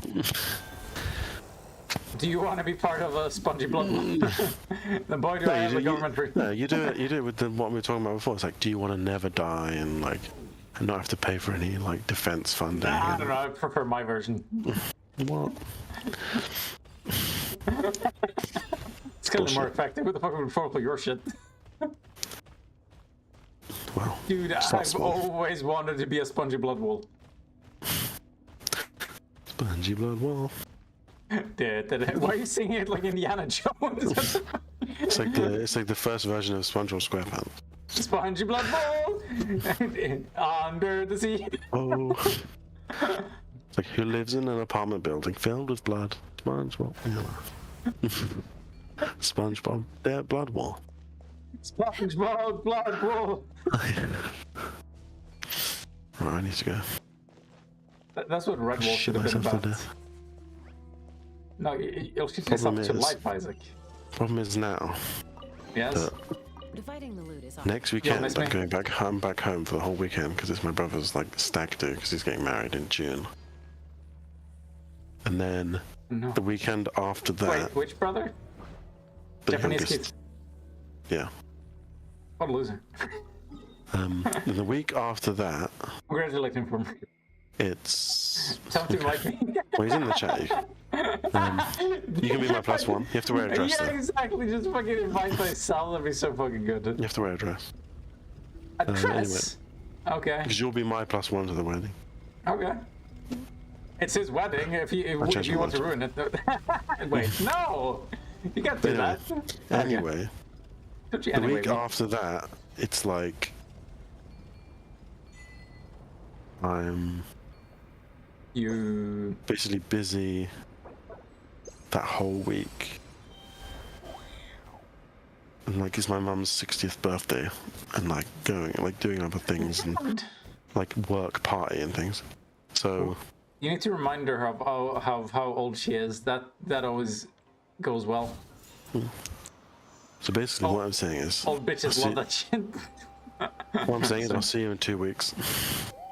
Sounds like it. Yeah. It's like 2 You're weeks assuming Sunday. I'll show up though. Yeah. Or like say like technically I have Thursday and Friday as days off, but I'm doing stuff in the evenings. Or like actually yeah, like after 5 o'clock ish. Both of those days. So like I could be free like but then I have to go to the gym or something. So like one of those Okay. days I'll be free in like the morning or daytime. Maybe. You don't have to go. You're gonna stay here forever. 2 weeks, baby. 2 weeks of what though? You waiting for me? Do you think I'll survive? No, I won't be around. I won't be around for 2 weeks. Yeah, basically. It'll be too weak to be around.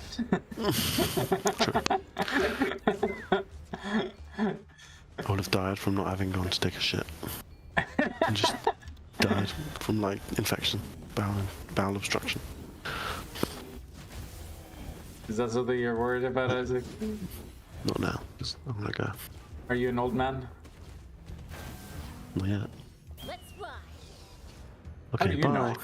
Okay, yeah, you're right. Bye. Right, see you in 2 weeks. Okay, love you. Bye. Yeah. Love you. That was nice. Haven't had a proper conversation in a while. Ah. Can't wait to never have one again. What am I supposed to do here? Regulate pedestal? Can I get like these nuts? Take me up. Am I supposed to?